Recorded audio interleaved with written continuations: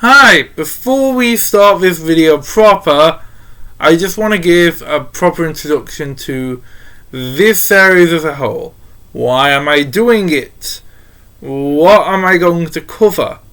Why are these videos going to be so long? Well, basically talking about stuff in depth is kind of my bread and butter. It is something I love to do. It's one of the reasons I started this channel. Another reason is to revisit my nostalgia. That is what every video I've done so far has been about. Well, my Once Upon a Time videos weren't really that because I'm not nostalgic for them. I've just watched the series. Anyway, the rest of the videos are stuff I've been passionate about. Now, none of these franchises I'm going to cover, or at least most of them, fit that bill. As I'm not a fan of any particular franchise. I don't go out and see whatever movie is because it's part of a specific franchise I like. One exception is Marvel, or the MCU in specific.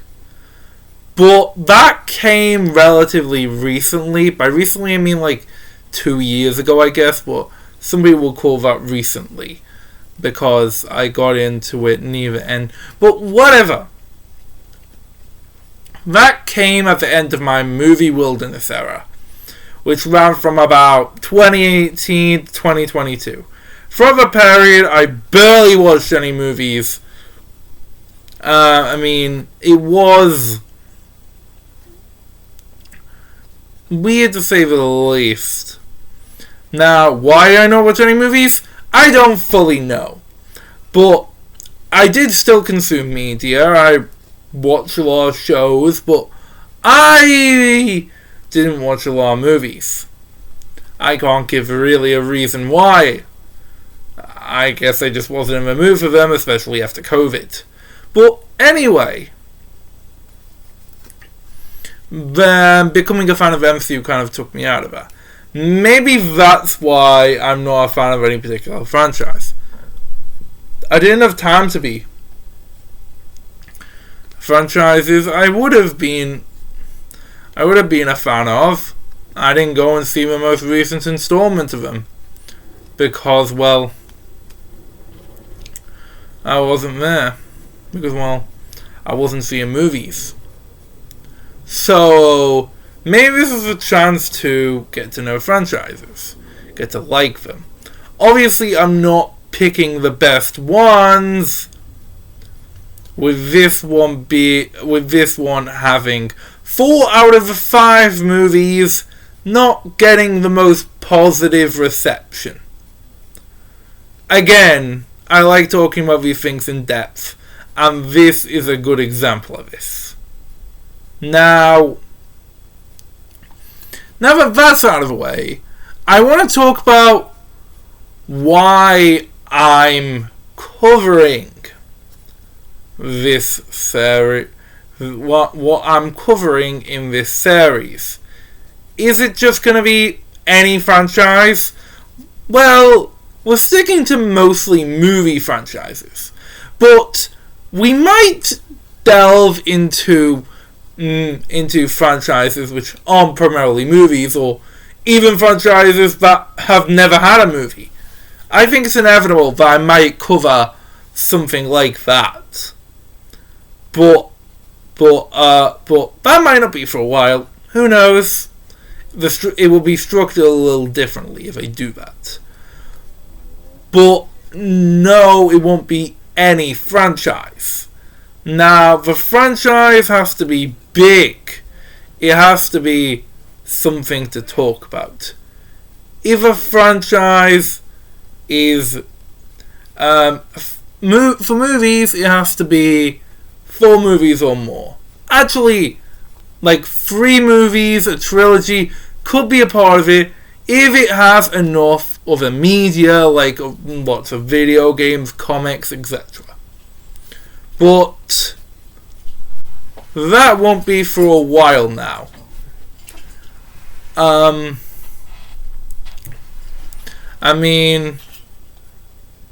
who knows? But if it's just 2 movies, a bit of merch, maybe like advert for it here and there, then I'm not going to be talking about it in this series. I might still talk about duologies and trilogies and all that kind of stuff, but they won't be part of this series. This series is going to focus on big franchises and doing a big deep dive into them. And along with franchises being too short, there's also something to discuss with franchises also being too long. For example, stuff like Star Wars, Star Trek, the MCU. Considering the structure of this series, if I ever do the MCU, it's going to be just Marvel. Okay, I'll make a deal with you all. Because it's not completely off the table.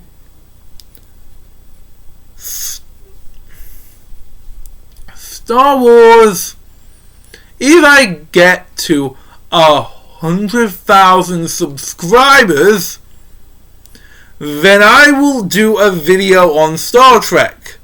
If I get to 500,000, I will do a video reviewing all of Star Wars. And if I get to 1 million subscribers, I will do a video talking about every Marvel movie, particularly the MCU, but I'm also going to cover everything Marvel. Okay, yeah, I'll do that. I may have just ruined my life. Anyway, reason it's going to take so long is I don't want my videos to be 30 hours long, and I guess we're going to get there if we get to that number, which I haven't even got 70 subscribers at the time this video is recording, so that probably will never happen. But I've rambled on long enough. I bet you just want to see what I think about the Ice Age franchise. I guess. Yeah. So, that's it. And here's future me from a couple of days in the future giving an introduction to the video proper. One of the most overhated franchises in animation is Ice Age. While it's often said a lot that the franchise went on way too long with five movies and many other specials and games and everything, when you could argue that the first movie was enough. But obviously, the first movie is well liked. Most people like it. Most people don't think it's a masterpiece, but still acknowledge it as a really good movie. The other two, 2 and 3 are considered just okay, not as good as the first one, but they're not bad, I guess. 4 and 5 are considered awful movies. 5 is... I once heard someone call 5 one of the worst animated movies of all time.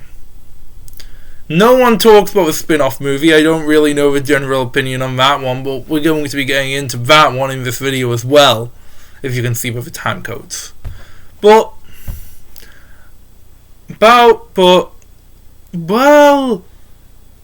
I have only seen the first one.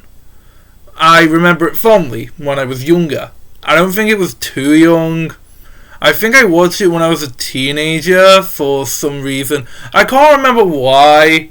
Well, maybe it was when I was a hip teen trying to be critical of movies. And maybe I was going to watch all the Ice Age movies then, just to hate on them, because Ice Age Collision Course had just came out, I think. I don't know, or it was coming out. I don't know. I watched Ice Age when I was younger. I remember it fondly. I remember liking it quite a bit. And I think it's going to be interesting. I mean, I think it's going to be an interesting thing to look at.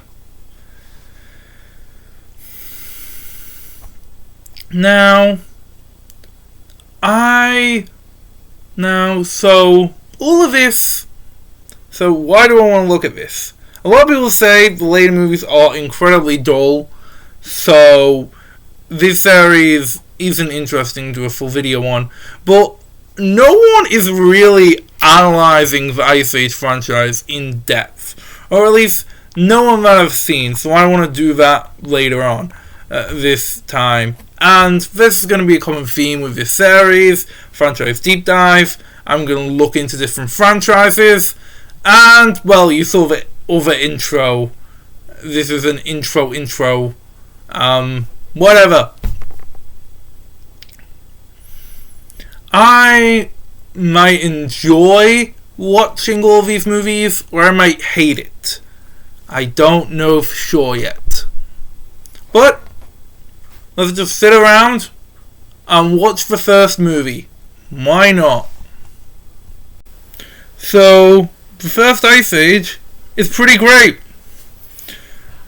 I'd actually say it's underrated. You might think that I'm stupid for saying that, but honestly, I think that while most people consider this movie good, they don't consider how great it is. Sure. I'm not saying it's perfect. It certainly has its moments, but I think it's a pretty great movie. Now, the story is very simple. It's simply just about set about 20,000 years ago. Let's say that. About 3 animals delivering a baby back home. The plot is very simple. Obviously, on their way, they meet a lot of obstacles. It's basically a road trip movie, where it's simple because they're just going on this journey. It reminds me of a lot of things, you know? I hope it stays this way, to be honest. And since it's a road trip story with a very simple plot, obviously it has to be carried by its characters. So so the characters have to be good for a simple plot like this to work, because the plot can't stand on its own. So it's a good job that 2 out of 3 of these characters are good. Manny's great. People compare him to Shrek a lot, and honestly, I do think he's a different character, but I see the comparison. He is a grumpy guy that has to learn to get along with people. But obviously this isn't a love story or anything. I do know he gets a girlfriend further down the line. We'll talk about that when we get to it. This is about him bonding with friends. Now, with Shrek, for example, it's shown that he's not a very good person at the beginning, while Manny seems more like a Squidward type, where he obviously doesn't like things, but he's a nice person at heart. We see him do good things very early in the movie, where he saves Sid, which is a very good part. So, they don't just meet up randomly and Sid tries to get on his nerves so quickly. No, Manny saves his life. That's what inspires Sid to save him, not just that he sees him, that he exists. Yes, Sid is also a lonely character. But I feel like they bond more than just by the fact they're both lonely. I really like Manny's dynamic with Diego too. I think they play off each other really well as like a great dynamic. And I like Manny's arc throughout the movie. I like him learning to have friends and to feel like good and to say that he's part of his herd now, that he can move on. It's really, really great. He's pretty likable. Even from the very start, I don't hate him. I mean, it's not like, obviously he's a flawed character, but that's what I like about him. It's, all in all, he's pretty fantastic. Diego is also a pretty fun character. Well, he's obviously not fun. He's obviously the most serious character in the movie. He's funny because of how he acts towards the gang and how the gang treats him as a threat at first, but slowly become friends. And, well, yeah, they do, obviously. He's a very interesting guy who is obviously leading them into a trap the whole way until he sees them. Until he gets used to them and goes through a character arc of getting to know Manny and Sid and feeling sorry for himself for ever betraying them, because they're his friends now and spending time with them for days, and he doesn't want them to be, and he doesn't want them killed, especially even the baby. He wants to keep them safe now. All three of these people, main trios, interactions with the baby are cute, but Diego particularly, because I love that scene where the baby seem like they're going to go to Sid, but they actually go to Diego. That's probably the scene where Diego fully changed his mind and wanted to be on their side. For sure now. I like his interactions with his family. I actually like his death scene, and I knew he was gonna survive, obviously. I knew he was in the 4 other movies and who knows how many specials, but but I don't care. It was a great scene anyway. It was a bit of a death fake out. I don't like fake out deaths. They're one of the worst things in media. But it was funny when he said 9 lives. Maybe now, I've heard that he does absolutely nothing in other movies. Well, we'll see if that's true. So, and if that is true, maybe they should have killed him off. I don't know. But let's see. Let's see how it goes. And then there's Sid, who you probably expect me to hate, right? Well, I don't hate him here. Yes, he can be annoying, but I laughed at a few moments with him. But if I was mostly with his dynamics with Manny and Diego, I think he played off both of them well. Manny and Sid are a real, odd pair. But when he's just by himself, that scene where he was trying to chat up to lady sloths, that was awful. That was awful. That scene where he changed the baby's nappy was also awful. Sid is... But I do like a lot of parts with him. At least, like, well, I do like his dynamic with Manny of the beginning with the rhinos. I liked him continuously chasing after him, and I liked the part where Sid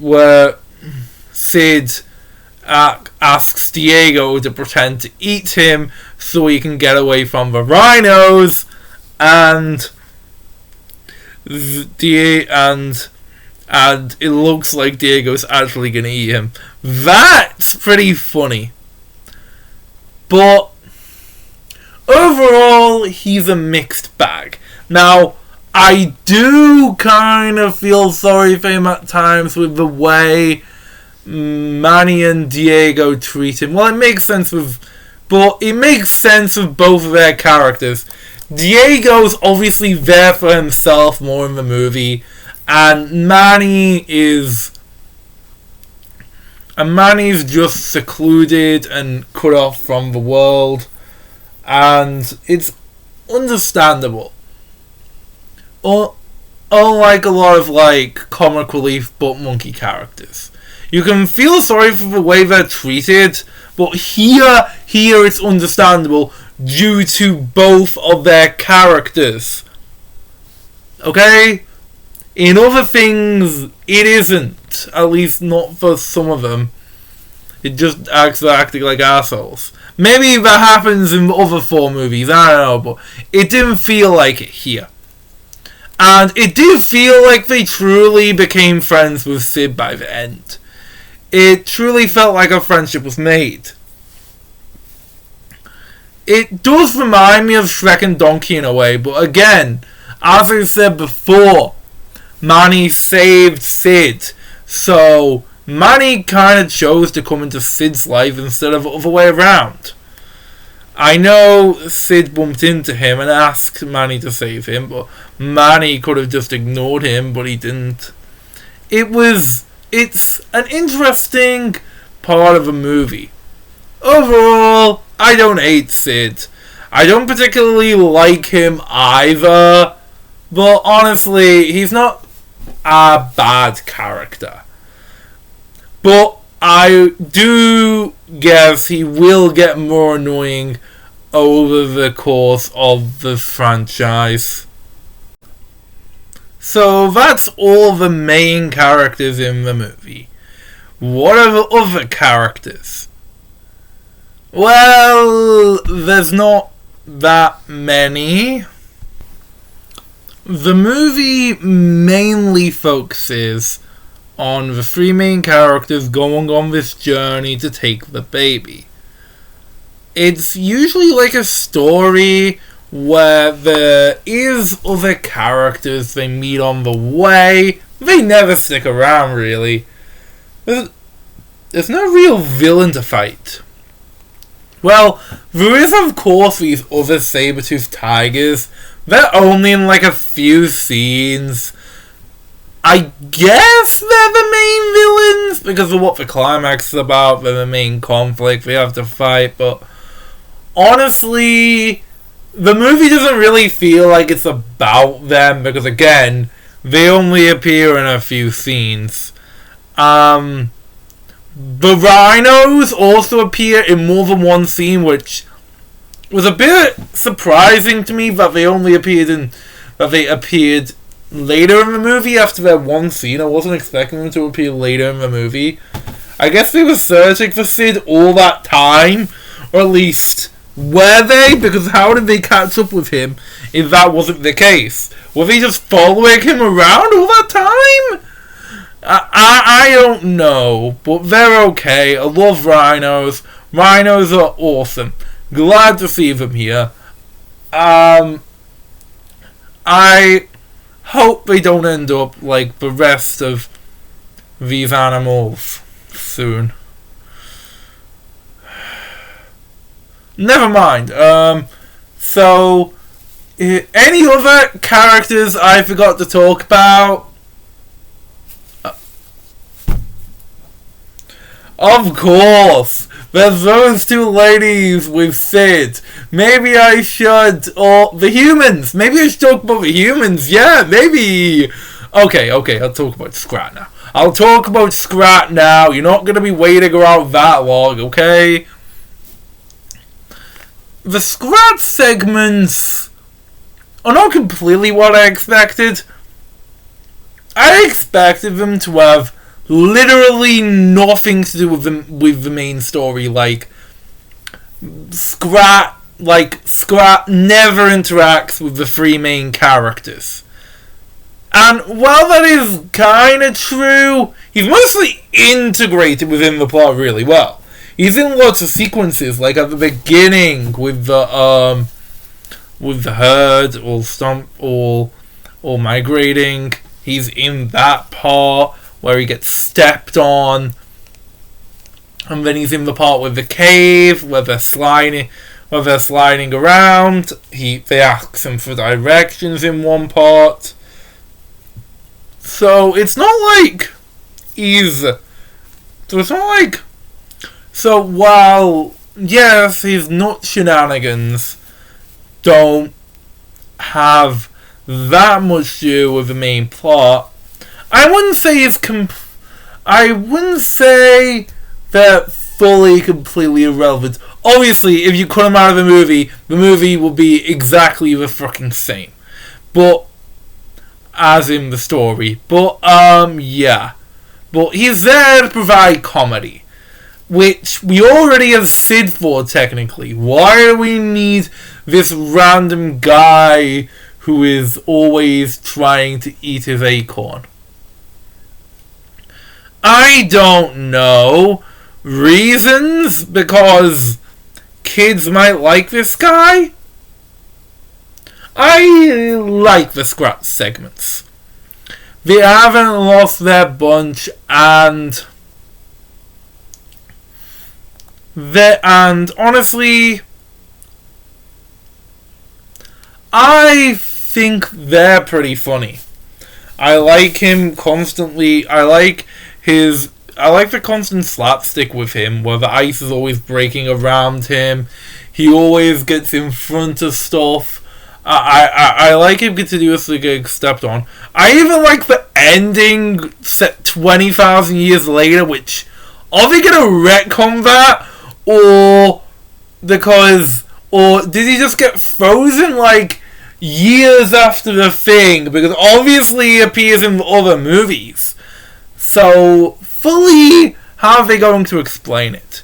It's weird how Ice Age advertises this guy as mascot when he's not really a main character. The Scrat shenanigans are supposed to be the best part of the movie, but I disagree here, honestly. I think that the main plot far outweighs the Scrat segments, and while I did like the Scrat segments, something inside of me just said get on with the main plot. But he's not actually in the movie as much as I thought he would be. He pops in once in a while, but there's long stretches of a movie without him. So it's not like you get a literal Scrat overload. We might get that later on. I don't know, but I'm just leaving a bunch of stuff open so I can come back to them and just say, hey, you know what I said this during the first segment? Yeah, so yeah, let's just continue with this. A few more notes before we end, which I want to add. The slippery slide scene, absolutely hilarious. I love it. I love the part where Scrat really turns up. I love Diego's fun round two part at the end, a shortcut. I love the beginning of it with the slides. Again, I said this before, but I like their dynamic with the baby. It is so damn cute how they all interacted with the baby. Everything else, I love this movie, and so I am kind of excited to see these characters again. But they're probably gonna get ruined though, so maybe I shouldn't be this excited. So that's the first Ice Age movie over and done with. I hope you enjoyed this review, and I hope you'll stick around for part 2. Otherwise, if you want to see negativity, you would have skipped already. You have skipped that last segment. So, let's just stop talking about good stuff for now, and focus on having a meltdown. Here is Ice Age: The Meltdown. Hi, Matrick here. I just want to say, those segments before about the first movie and the intros, they were before Ice Age 6 was announced. Yeah. So if you're wondering why that wasn't in the introduction or anything, or like I didn't address that, this video was in production before that movie was announced by the voice actor as Sid on a podcast. It was completely out of left field. I did not expect it. No one. I was gonna write a whole rant like later in the video of how I thought that Ice Age 6 probably will never happen, but I'm glad I haven't recorded that, and I haven't recorded any of other movies, because now I have the foreknowledge that Ice Age 6 is going to be a thing.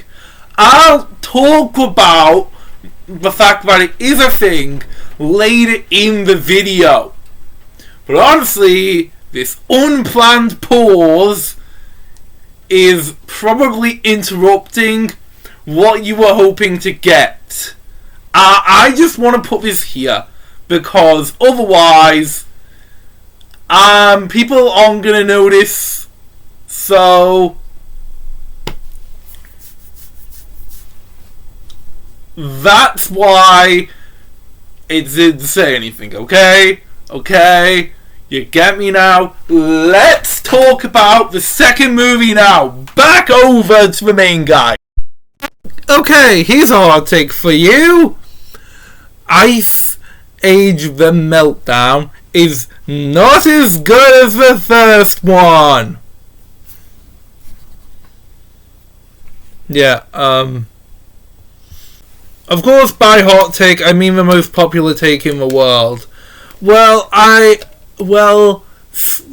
technically, I did see a few people on the announcement of Ice Age 6 say they liked all the movies or liked all the first 3, but the majority of people say that the majority of people I've seen say that this is okay. They don't think. Some people think it's bad. Most people think it's just okay. And I kind of agree with that. Actually, I'd say it's more leaning to bad than good. And I'll explain. In almost every way, it's a downgrade on the first movie.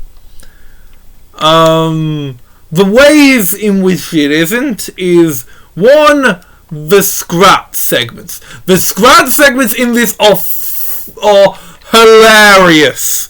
In first movie, they were funny, but honestly, not the best part. Here, they are the best part, not just because everything else in the movie is weird, but they're the best part of the entire thing. Every part with him is just funny of him trying to get the equal. Like, does he get, like, his head bitten off and he's somehow still alive? Like, I know that the ending might make danger to the immortal Scrat theory, but honestly, I think he was just sleeping and that was a dream. I know that you don't want to think that, but he's immortal. Come the fuck on. That finally killed... drowning finally killed him. Is drowning the only thing that could kill him? Like, water's his weakness? Those are my two theories. Either he is drowning or water's his weakness. Because how can he get his head bitten off earlier in the movie and not survive drowning? Seriously, man. Okay. That is... okay, the only thing that's improved for me, at least. Okay, let's talk about the main trio. I still kinda like them. I actually really like Manny's arc in this movie, despite how undeveloped the romantic subplot is.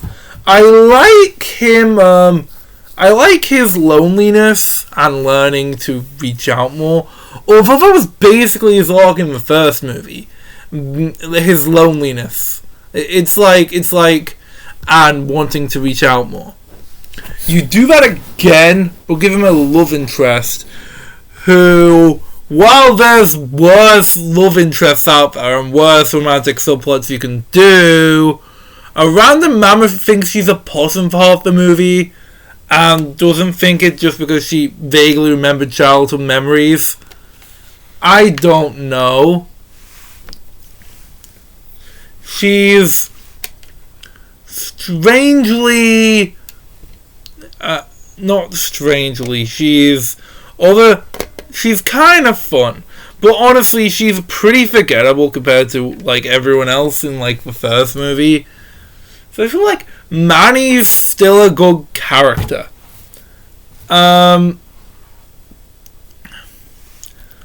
Diego!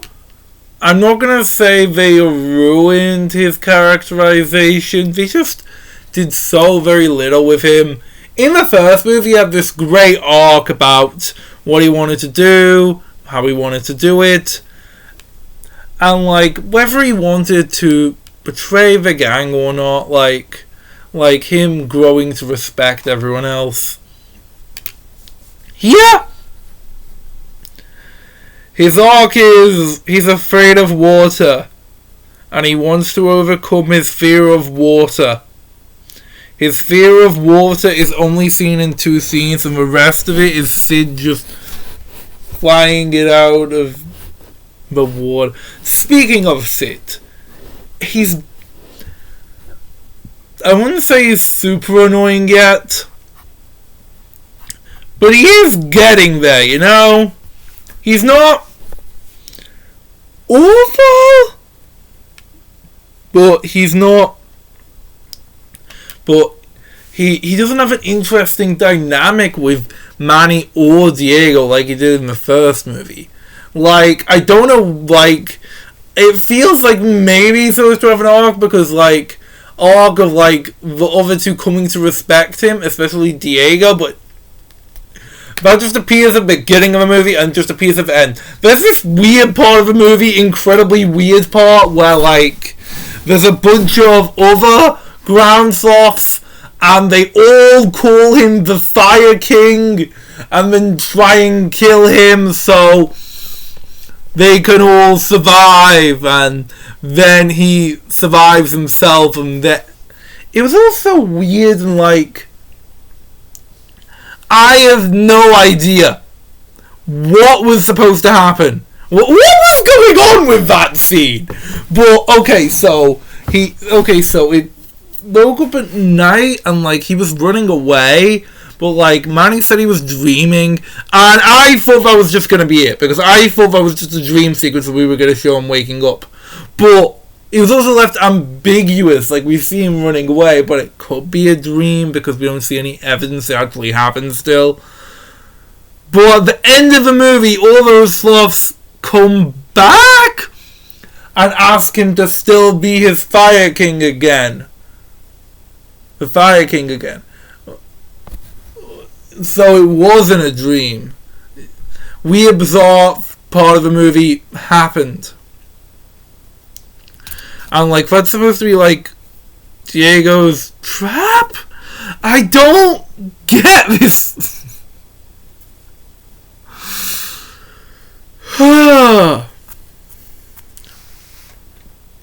Now, so about the characters, so we talked about 4 out of our 6 main characters, but really it's just 4 out of 5, because these or maybe just 4.5. Okay? I'm not even sure if these possums are like a quarter of a character each. So that is being generous. Oh my fucking god, these possums are the most annoying things ever.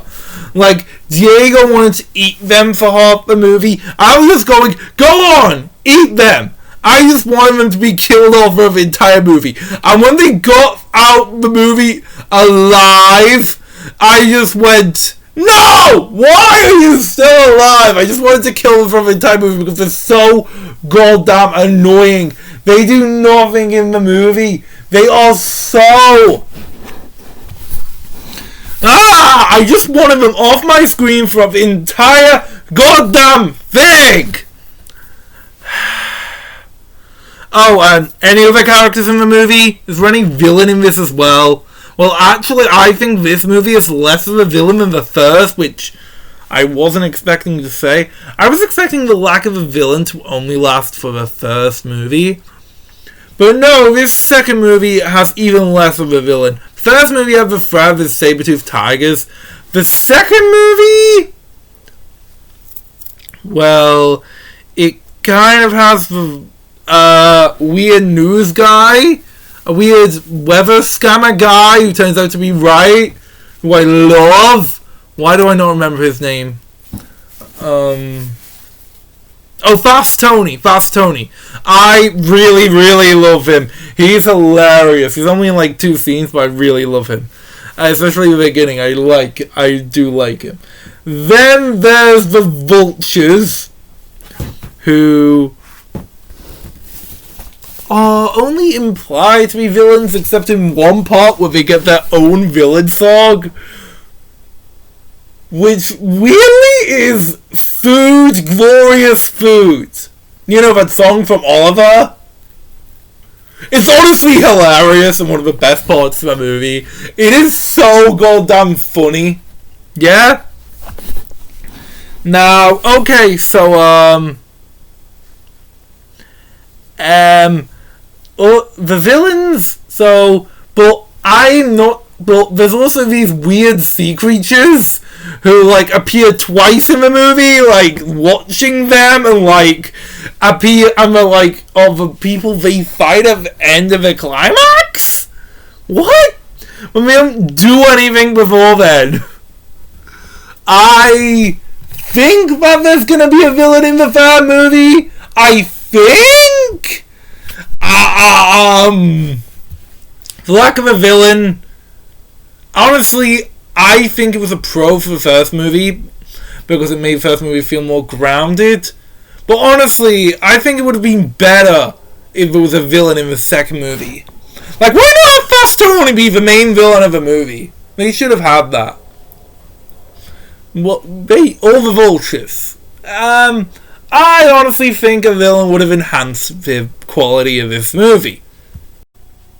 You've probably noticed that I've mainly been focusing on the characters here. And I haven't really talked about the plot much or the other elements. But why is that exactly? This movie doesn't have that much of a plot. I mean, the first movie had a very simple plot. 3 animals from the Ice Age got take a human baby and take it to and are returning it to their parents. This movie, well, I'm not sure it has much of a plot. This movie does also have a simple plot. I guess it's about 6 animals now looking for a way to survive the floods. But honestly, I kind of forget what the plot of the movie is, because it just feels like these characters walking around, because like there's occasional moments where the ice breaks and I remember, oh yeah, this movie's about the flood, because every other time it's just about Manny and Ellie's romantic subplot, which isn't interesting. So a lot of the movie is like named on mammoths that went extinct, and obviously we all know these animals are all extinct, and we all know that. I'm not sure if that's what makes this movie is supposed to appealing, or like it's supposed to give like extinct animals some awareness, because this needs to be awareness. Mammoths and saber-toothed tigers were awesome, and I hate that they're not here anymore. I hate that primarily, like especially with mammoths, it was definitely our fault. I know people just make jokes about this with Ice Age movies, but it's honestly very serious, and that all these species are going extinct. But anyway, away from that depressing, back to the movie. Now, Manny's supposed to go extinct, which is supposed to be commentary, but like ground sloths and saber-toothed tigers don't, they go extinct, like, I looked it up, and it's not like they have a lot longer left here either. Like, it's quite close, really, on how much time they have to go extinct. So why does Manny get singled out here? And of course, at the end of the movie, you find a whole herd of mammoths, because of course they do. That was extremely predictable. But it doesn't really feel like much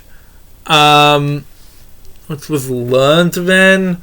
It was just a show, because it kind of feels like the whole movie was pointless, and then Manny says he wants to be with her. I don't feel any chemistry between these two. There's no moment where it seems Manny will like her, and like, if like, for example, I think it could work if like Ellie was on board too, if they were like, if Ellie was like, at the end, yeah, I guess we will save our species. But then they find this whole herd of mammoths and like, well, I guess we can go. Don't need to be there. And then that would have been better. But there's no point where Ellie agrees to preserving the species. So it kind of comes out of nowhere, especially when like the whole plot is just strange as hell. I don't know. Yeah. Like, actually, I want to just talk about the first scene for a second. I forgot about this, but the first scene just doesn't make any sense. It's just weird. Okay, so Okay, so, like, why are they using human terms right now? Because, like, apparently they're using Citizen Pinata and they say there's no candy in there. Candy didn't exist 20,000 years ago. What the hell are you talking about? And then they go pin the tail on the tiger, on the mammoth, not the tiger, mammoth. Pin the tail on the mammoth. How does the concept of a camp even exist? Luckily, this doesn't happen throughout the movie, so, like, we don't get, like, how do they know it exists, like, throughout the movie, thank goodness, but honestly, that just really annoying me. I don't know why. I guess it's just a gripe because I know it's kind of its trope in these movies. But still. Now, but so yeah, Ice Age, the Meltdown, not awful, but you can definitely feel these movies going downhill. Yeah, and that's the second Ice Age movie. This movie was pretty meh. And honestly, I can feel these movies getting worse. The third one, well, the third is okay. Some people think it's an improvement over the second one. And I get introduced to a fan favourite character who got his own spin-off. So, I might be excited for that. But first, maybe I'll take a little break. Maybe we'll all take a little break. Or a pause. Hi, I'm Matrick, and welcome to the segment where we talk about extra stuff which doesn't really fit into the main parts of the video. It's a segment in between all the stuff. So, this is not stolen from a YouTuber who is way better than me in every way, who goes by the name of Quinton Reviews. It's not even called the same thing. It's called an extended pause. I didn't come up with that. My Twitter followers did. So shut up! You asked for this. Okay, so, what to talk about here? Well, a few things. So, first of all, obviously there's merchandise.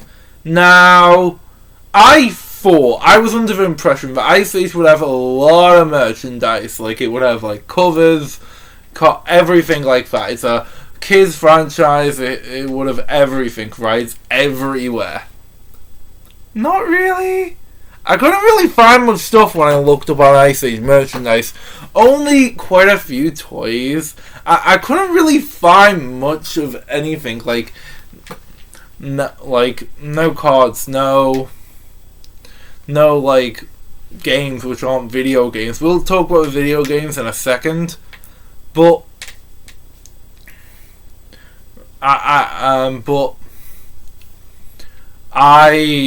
but there's not really that much to talk about with merchandise. But I did get one thing, and that thing I am very happy I got, because it's the thing I always want to get, and that thing is plushies, teddies as I call them. If you didn't know, because I haven't talked about it here, but if you've been watching me since the videos I deleted, which is probably about 0 people, then you'll probably know that I am a collector of teddies, of plushies. I have at least 320 the last time I looked. Yep. I have that much teddies. If so that many stuffed animals and everything. What can I say? I like collecting things. So for this series, I've decided to try and go out and buy a plushie, buy a teddy for every franchise I do in this series. It's going to be difficult sometimes because I don't think some would have that many plushies, but maybe I can get one. So obviously this is just it. Now, first of all, this is Manny. Now, I got Manny from a market, and I didn't know it was Manny until I looked at the tag and found out it said Ice Age on it. But I didn't know it was Manny. I thought it was just a regular mammoth. But no, this is a model of Manny from Ice Age, from the franchise we're reviewing. It's quite thick. It's quite thick, but the weird eyes are just googly eyes, which are green. I don't know if you can see them properly. See the colour that they're green, which is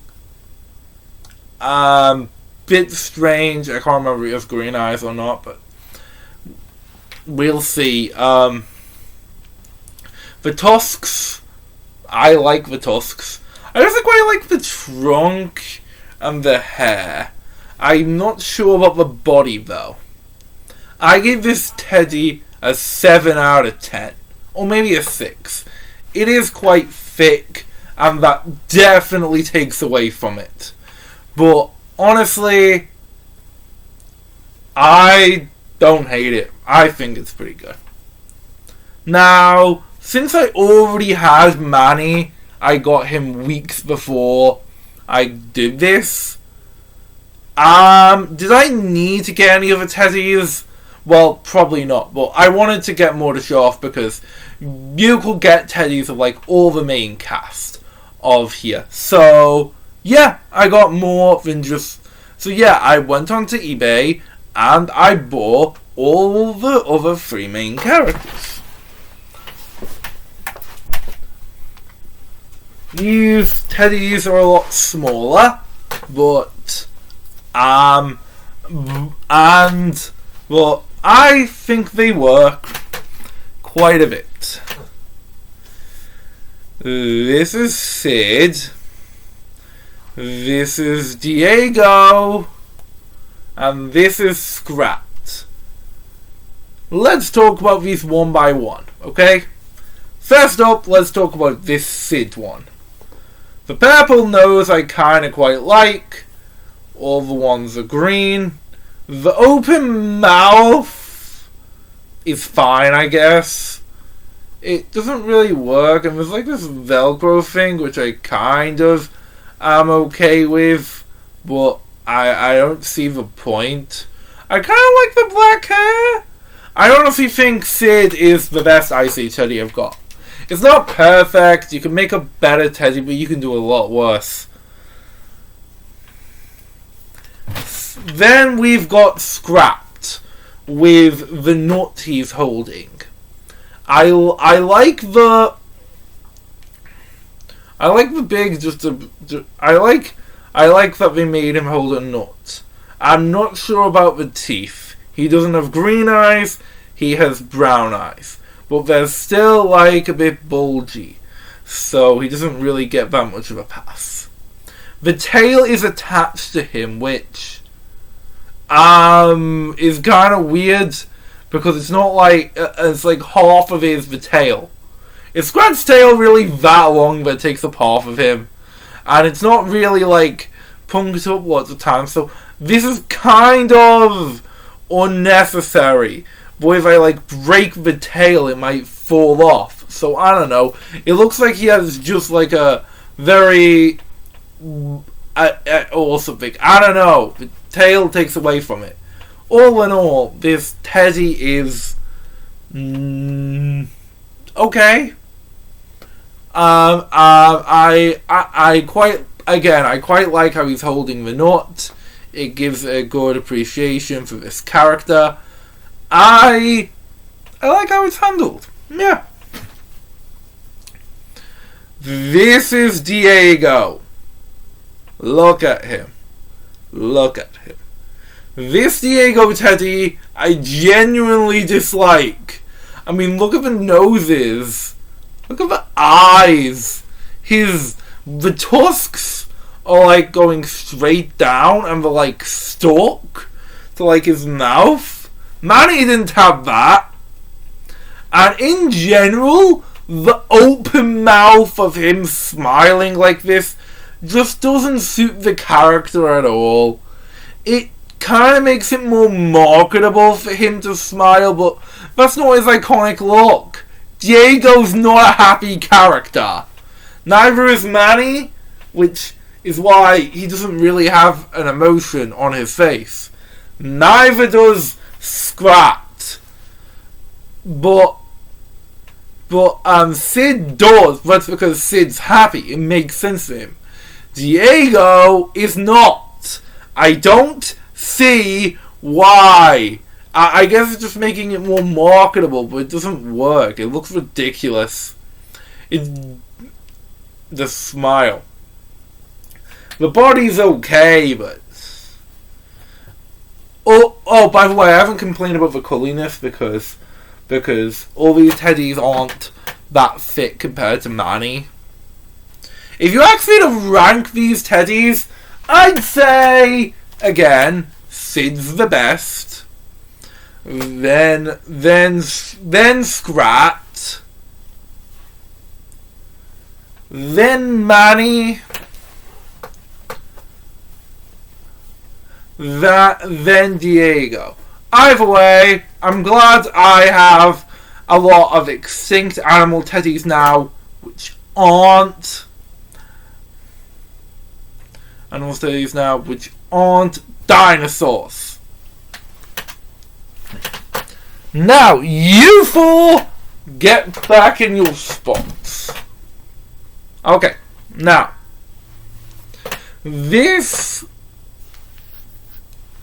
so yeah, in general, that's the teddies. That's the main merchandise. I was gonna get some toys too, but I didn't really see a point.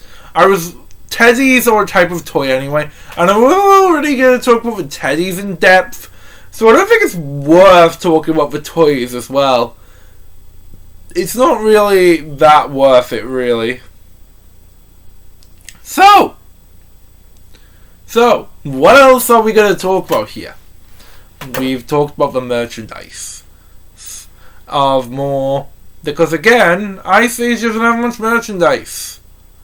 Unless you count video games as merchandise, which if you do, then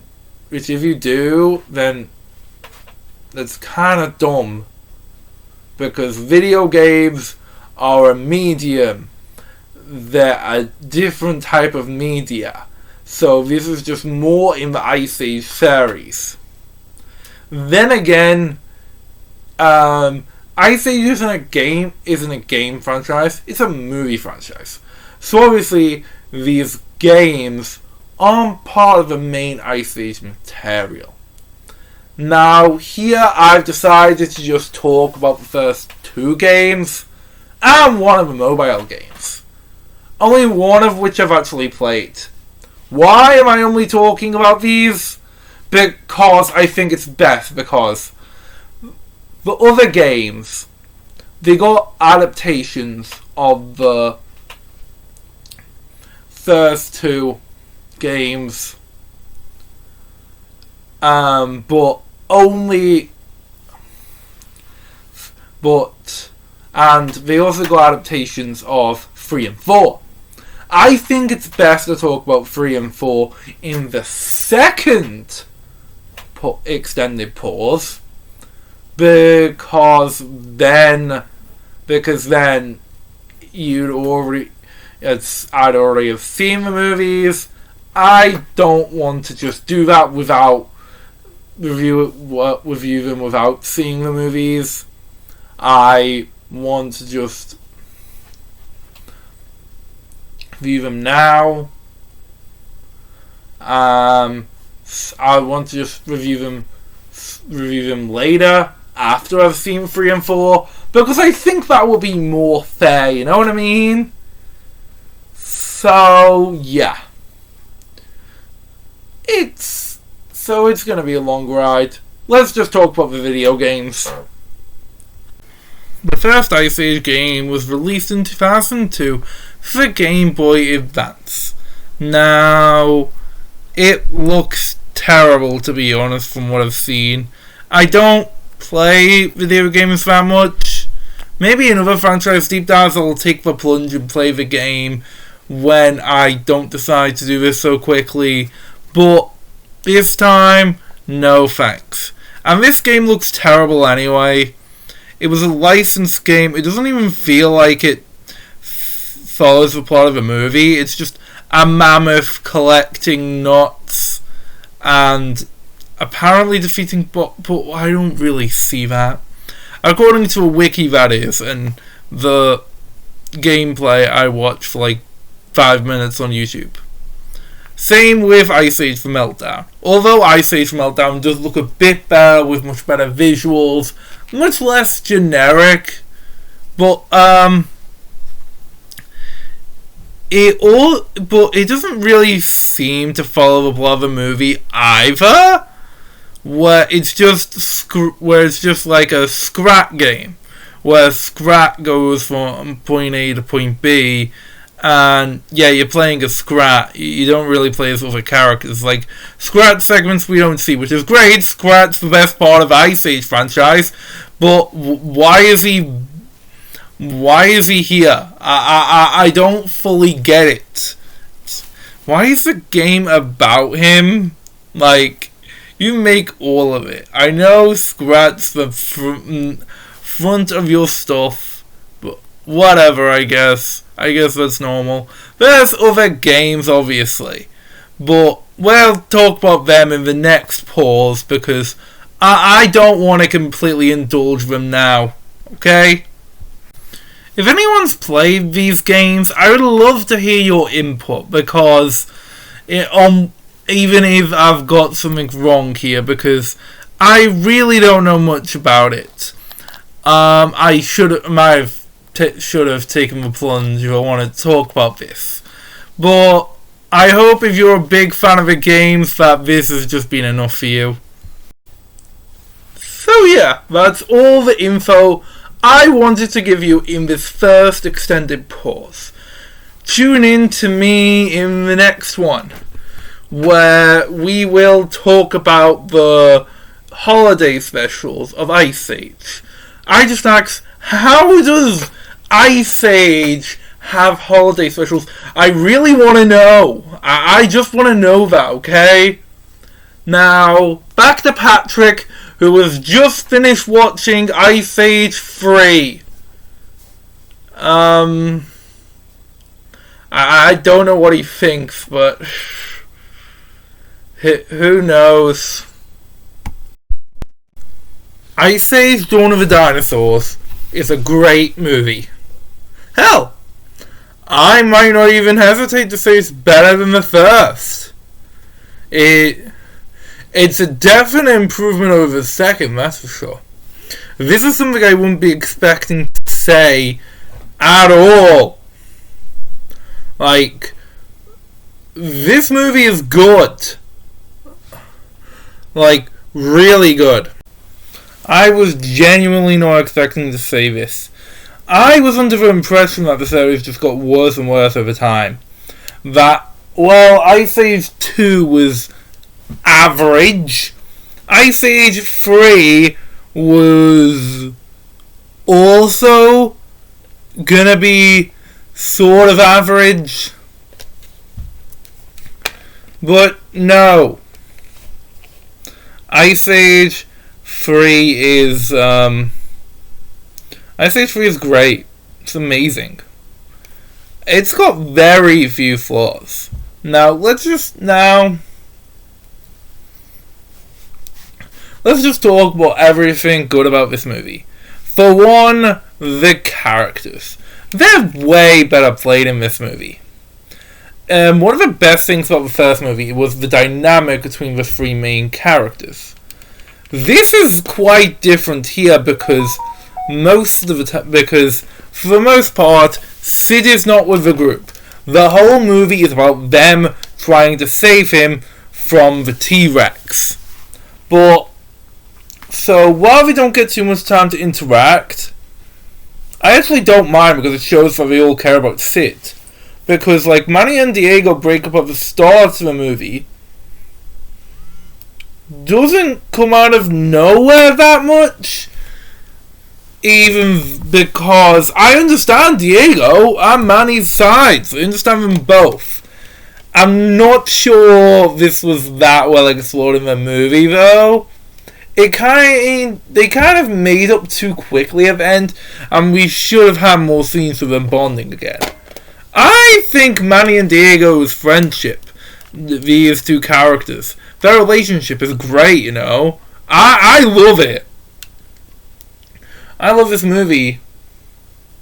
Crash and Eddie also aren't as annoying, even though they're still pretty annoying. So Sid in this movie is interesting. His relationship with the baby dinos is great. I think the main plot in general is pretty strong. It's typical, you put dinosaurs in by having a lost world of dinosaurs. I don't really mind this here though, because it's a movie about extinct animals. But it already has a bit of fantasy in there.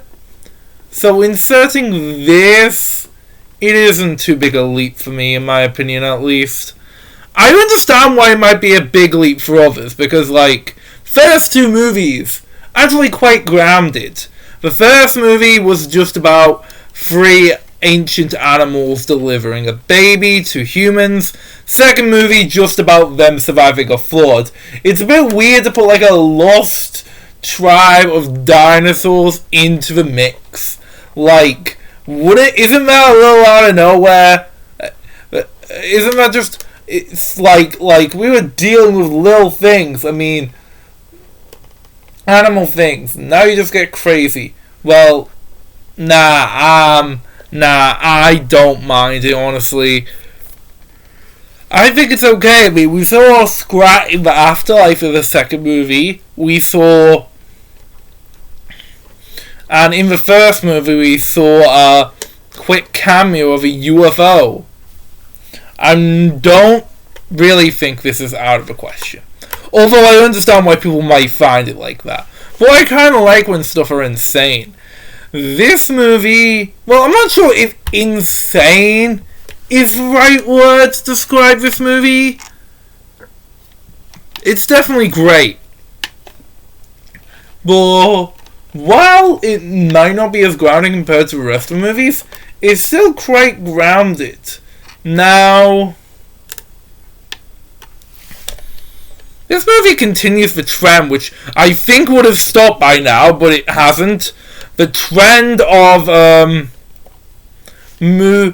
these movies not really having a consistent villain. Like the first and second movie, it's just a journey between now still 6 main characters. Now still 6 animals. But it's different this time because they're going to save another guy from the other 2 movies. Going on an adventure and encountering bad stuff along the way. So who's the villain? There's this T-Rex at the beginning who kidnaps Sid, but she turns out to be nice anyway. And then there's this T-Rex, this other T-Rex who doesn't really do much, barely appears in the movie. Rudy, I'm not bothered. He doesn't really strike me as anything evil, so he's like the sea creatures in the last movie. So, I really thought we'd have a consistent villain by now, but no. at least if Ice Age ended as a trilogy, it wouldn't have a proper villain. It would have all movies with not really any villains, which is interesting. I thought it would have a consistent main villain by now. What is going on? Okay. Anything else? I do like Manny's plot of becoming a father. I actually think Manny and Ellie's relationship works better as an established relationship now. Them getting together was pretty unconvincing, but now them already together, I kind of like them. They're a very tightly knit couple. Like a lot of writers classically write them getting together and fail to write them as an actual couple. That doesn't feel that way. Here it feels like the opposite, where they struggle to write them getting together, but they're actually good at writing them as an actual couple. It's kind of weird, but like it's the reverse of something. I mean, okay.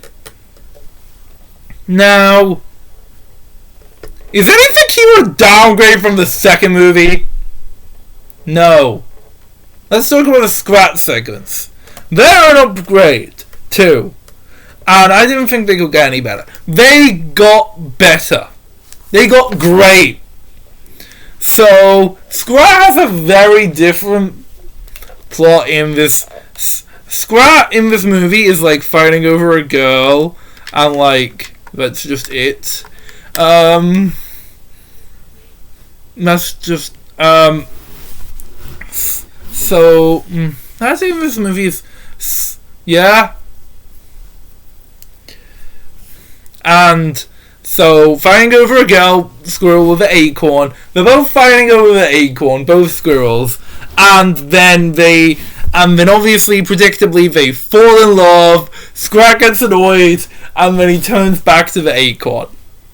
Also, when like Scrat was like dealing with the acorn, and the acorn was singing a song, don't tell me that song wasn't just in the background. That acorn is alive and is upset that Scrat left him.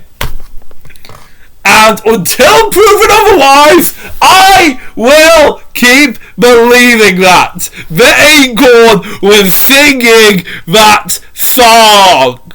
Okay? The acorn...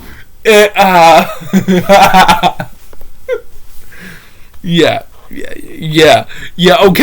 okay. I will believe that until someone presents me with evidence otherwise, but you can't! You cannot!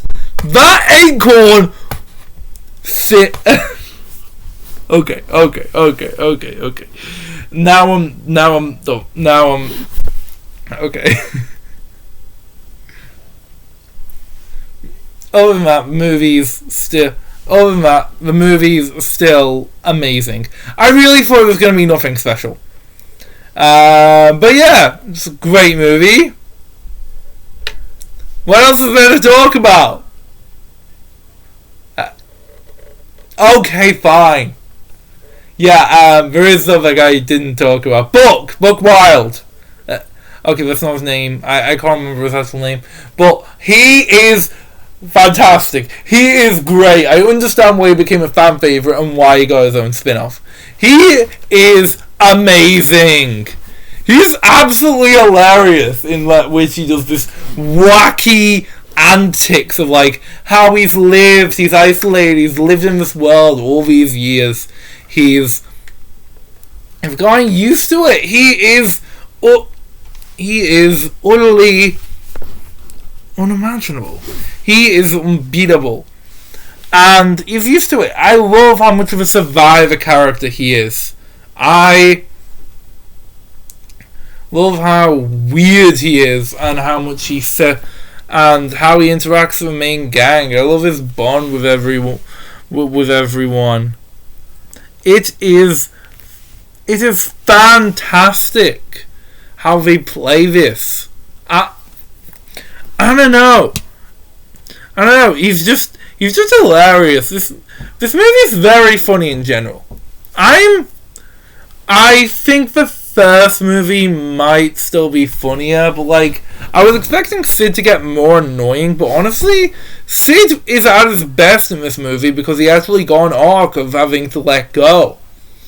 He doesn't feel like just a comic relief in this movie like he did in the second one. He feels like a really good character. He's like something to treasure. I honestly cared about Sid when he lost his kids. I cared about them because his relationship with those dinosaur kids is incredibly fucking cute.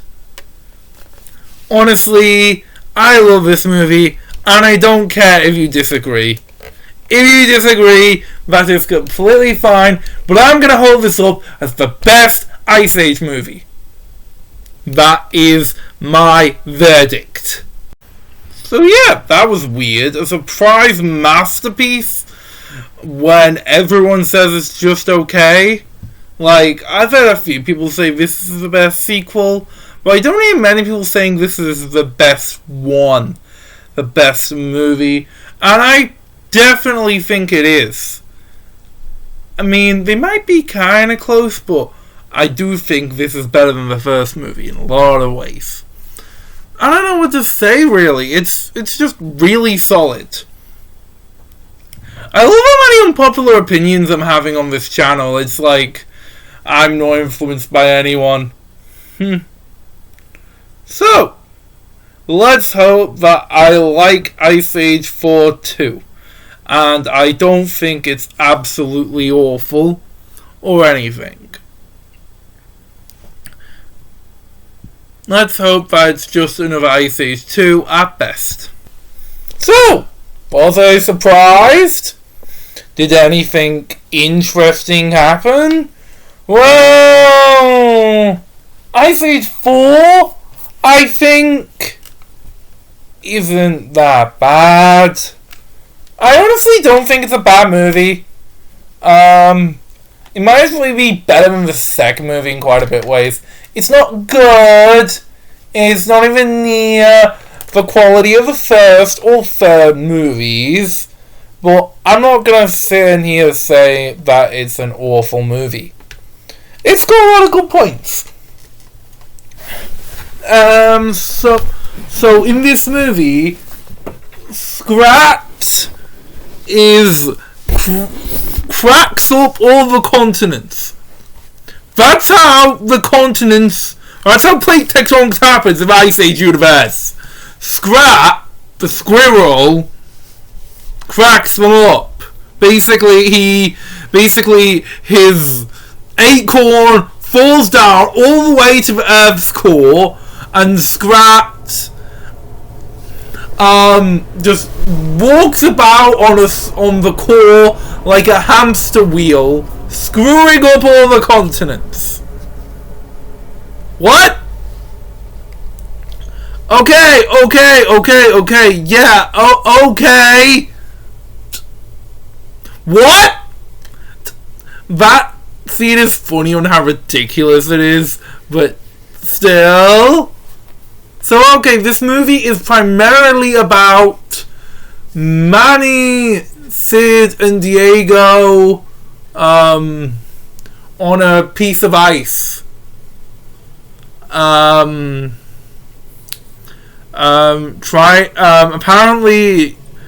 fighting pirates. Yes, pirates. This is a very unique movie. Ice Age movie. In that it's the first ever Ice Age movie to have a proper villain. Yes! I wasn't sure it would ever happen, but apparently it does. The main villain is this guy. The pirate captain. He's an interesting... Gut, his name is Captain Gut. He's a really good villain, to be honest. they introduced their first villain who was actually a main villain, and they did it really well. His name is stupid, but he's actually a very threatening antagonist with a good dynamic with a main hero. So I like how intense the of Manny is later. I like, and his connections is really good because we know how much this means. The movie is mainly split to that. So yeah.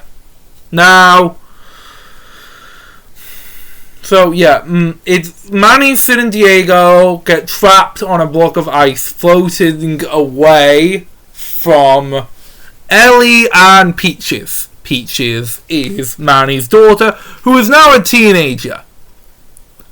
Because we need to do a stupid teenage thing, which is the dumbest thing about the movie. The main plot is fine, but whenever it cuts back to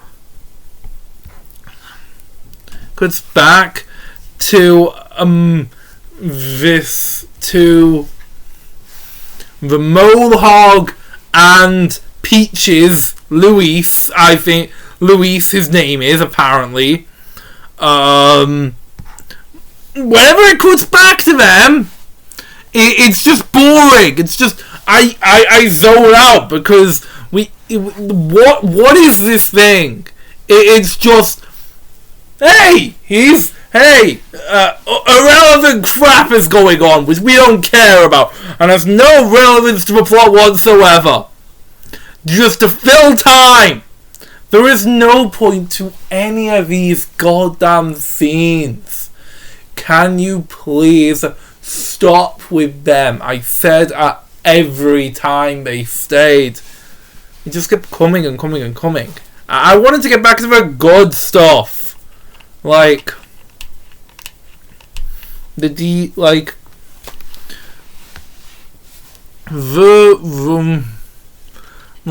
romantic subplot. Wait. Yeah, so in Ice Age 2,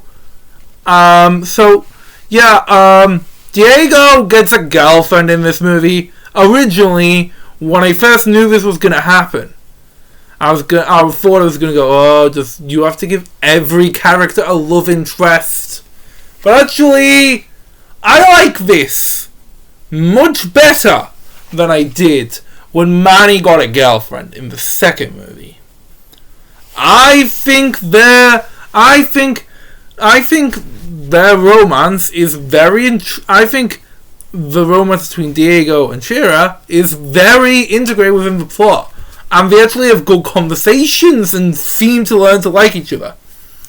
It's, you seem to be on the same page. And they have mirrored arcs of both them learning to trust their new friends. Ooh. And with Shira, it was more about taking with the pack. And it was, getting rid of the pack, getting rid of and we really feel sorry for her a lot of the time, even if we know she did stuff wrong. Same with Diego in the first movie. I like how the arcs get mirrored. It makes them have a lot in common and shows real good bonding scenes. I like this romance. I wasn't expecting that. I don't know if I like Sid's romance in the fifth movie. Maybe, is the romance perfect? Well, no. That's mostly because, though, Shira disappears after the part where they steal Gut's ship, and the siren part, which doesn't really amount to anything other than just the way Putt ends up dying. And but she's not in the movie until then, so it kind of cuts a lot of development out. It's just because she's not in such a big part of the movie.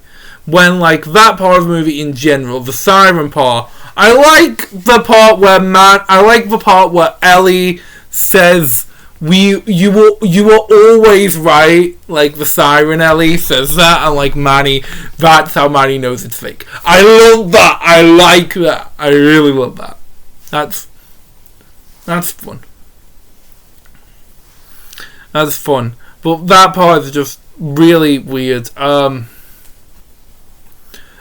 Sid in this movie has a subplot which we see Sid's granny. This is another thing that I thought I would hate. Actually, I am very, very, very surprised that Sid isn't super annoying now. Like, extremely, extremely surprised. But the Sid's granny stuff actually wasn't. Actually, I found it pretty funny. Most of it, anyway. I actually found Sid I found it pretty funny. Sid and his granny, who is just a typical old granny, but it turns out they don't, like, she's apparently crazy because of just saying random stuff and just calling and just keeps jumping more with Precious, talking to a Precious which no one knows about. But it turns out Precious is this giant whale. And I like that. I like that at the end. And a lot of the jokes with her are quite funny. I love how hilarious that whale thing is at the end. I do love that. And I honestly think the granny plays off of them well. You actually really feel sorry for Sid and how terrible his family was with leaving him with granny. That is just awful. Yeah, they abandoned him. Fuck you all. Yeah, I don't know fully what. Yeah, so all in all, that's pretty cool. It has some bad moments, but still, again, this movie a lot of the time is just boring though. All the stuff, whenever guts in the plot, it's pretty good. But every other time, once they're getting sticks or any other time, it's just boring, you know? It's super dull. And another reason, and a reason why it might be so dull, is something weird. Because despite being the person who basically offset the plot in general, Scrat is barely in this movie. I think he was in like in the second and third movie, they cut to him like every other scene. It's like less of that stupid teenage trying to be cool, but actually just you don't have to try to be cool plot. Cut some or all of those scenes out. Give us more Scrat scenes, because he only has like 5 scenes in the movie. The beginning with the continents is hilarious. The ending with Scratlantis is also super hilarious. This part where they go to Atlantis and like Scratlantis, all these saber-tooth squirrels are wearing clothes, doing important things. They are hell. It's hilarious. And like, there's acorns everywhere representing things. And what does Scrat do? He ruins the place. And then he creates the United States of America because he ruined the place. Like, we tell him to get away from his primitive field, but no, he won't, obviously not, because he's Scrat. He doesn't care. I love that. I also love the part where he sees the siren and like it turns into Lady Scrat from the last movie, but he just goes, eh. And then it turns into the acorn, and he's just ready for it, more than the others were before. That part is hilarious. The Scrat segments in this are still hilarious, but it just isn't enough of them. I was just looking for, where is Scrat in this movie for so fucking much of it? Why? Where?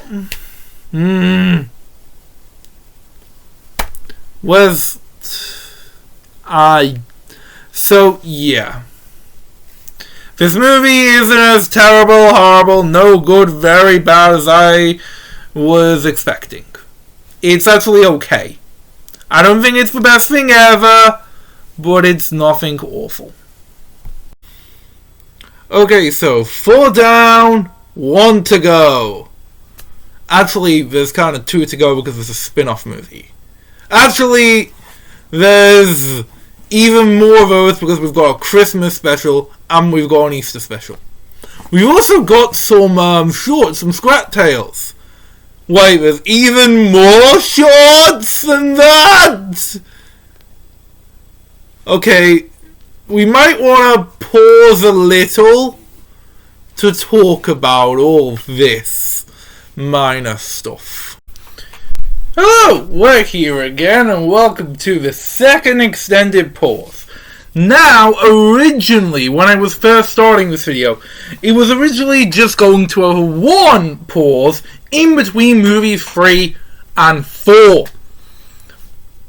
But then I decided there's way too much material to review in between those 2. So I decided, hey, I have to do a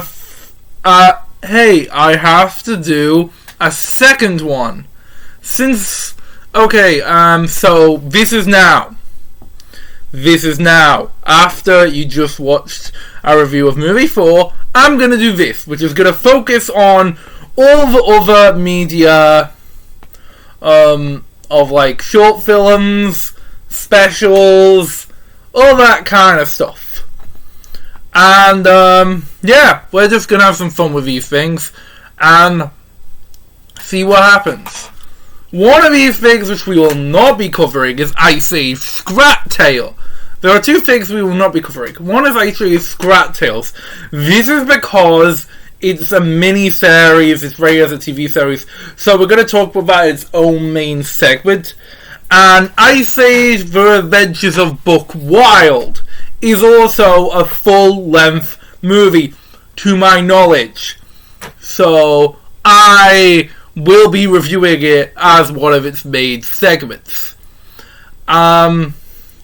But everything else, I'm going to talk about it here. Now, I'm pretty sure you're here mostly for the Christmas and Easter specials. Mostly because, well, you find the idea of a series set 20,000 years ago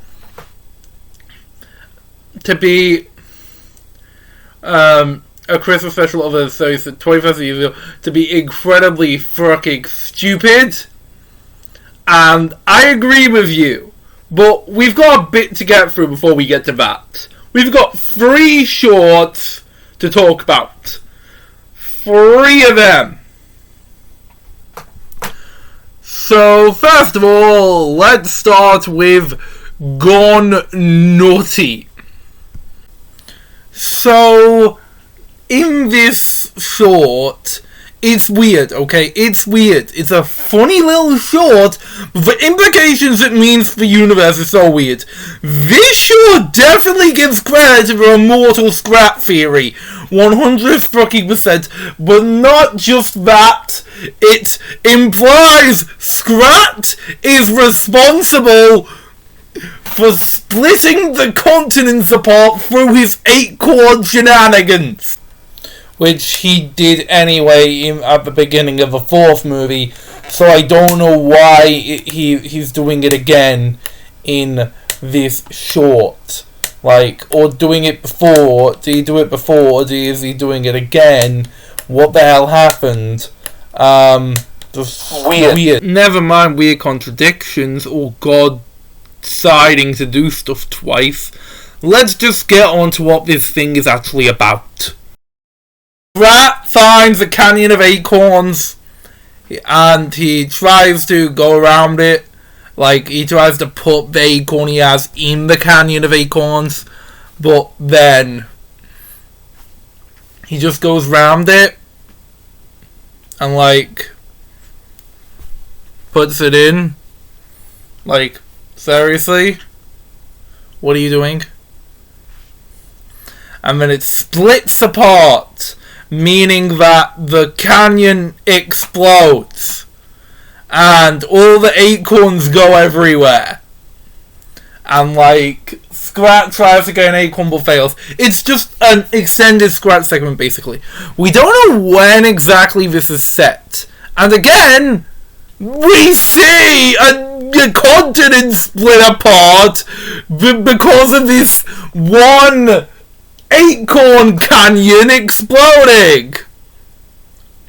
I am genuinely serious. This seems to be what fucking happened. I don't get this franchise. I just don't. What is going on?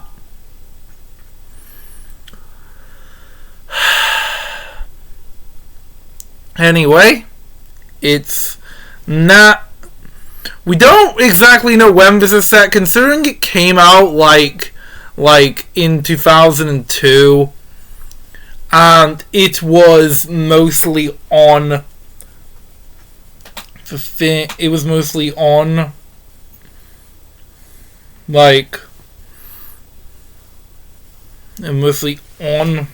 thing. I don't know, really. So, on the DVD, it was released on my DVD. So, that's where it was originally on. A bonus feature, basically. So, and that's like the same thing. So the second short was released as a bonus feature on the second movie DVD. So, it kind of makes sense, I guess.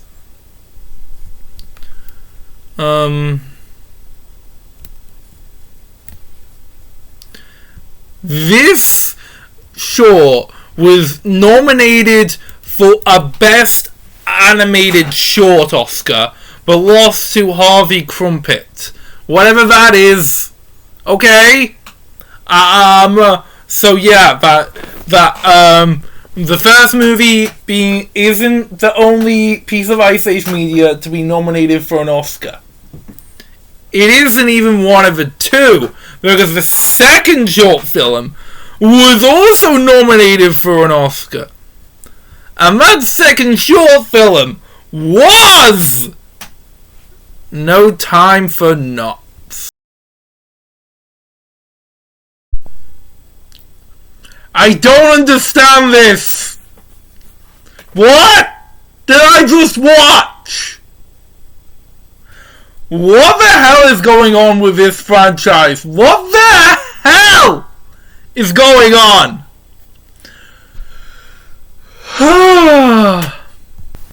Okay, so you know how everyone was speculating about, like, what's next? They did aliens in the last movie. What can be next?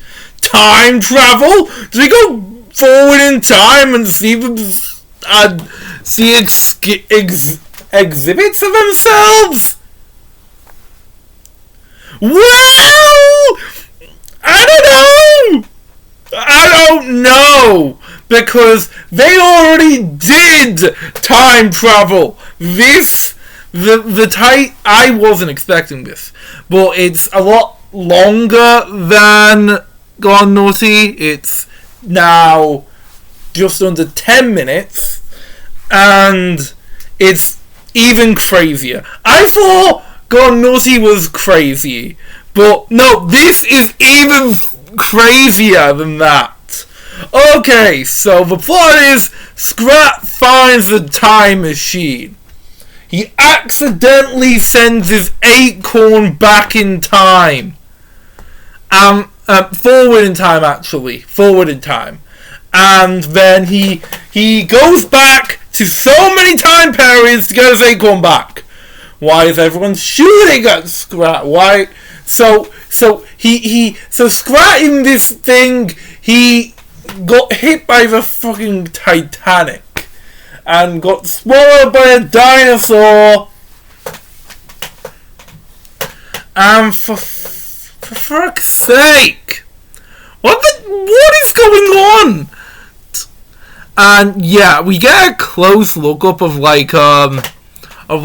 gang in this one. Unlike the Going Naughty, where the main trio don't appear at all, the main trio cameoed twice in this special. Once at the beginning when they thought Sid was acting ridiculous for stating stuff we know today as facts. I think it's just like jokes that like Sid knows so much about this world, but it's funny, but it doesn't last long until they come back at the end, near the end of the short, where they just say, because like we see Manny, Sid, and Diego in like an exhibit, like perfectly preserved. They got them so on, and then apparently there was like a exhibit of like Scratus and Naughtus, which is hilarious. A bunch of stuff basically happens at once. It's really just a montage of Scrat in different time periods for 10 minutes.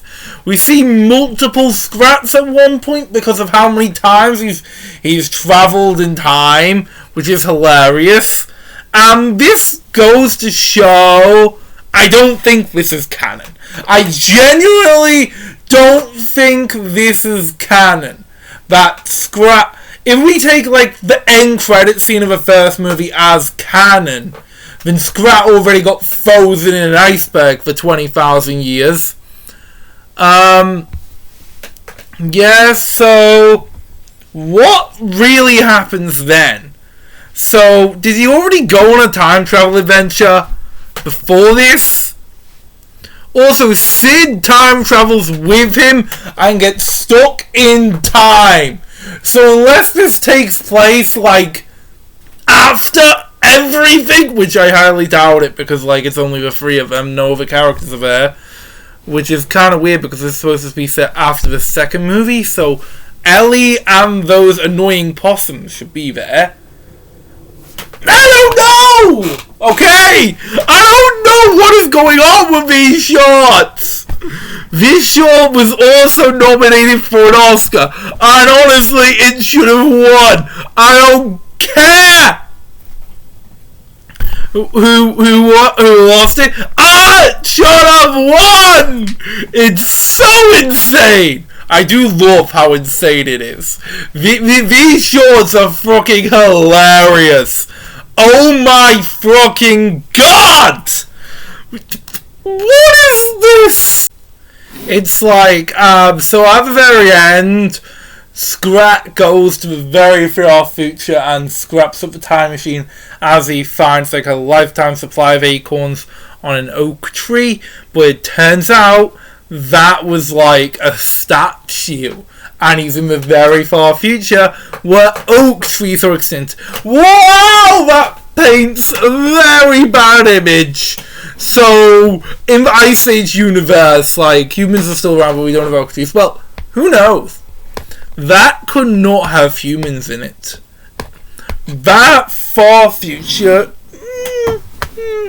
maybe like a different species has overtook us.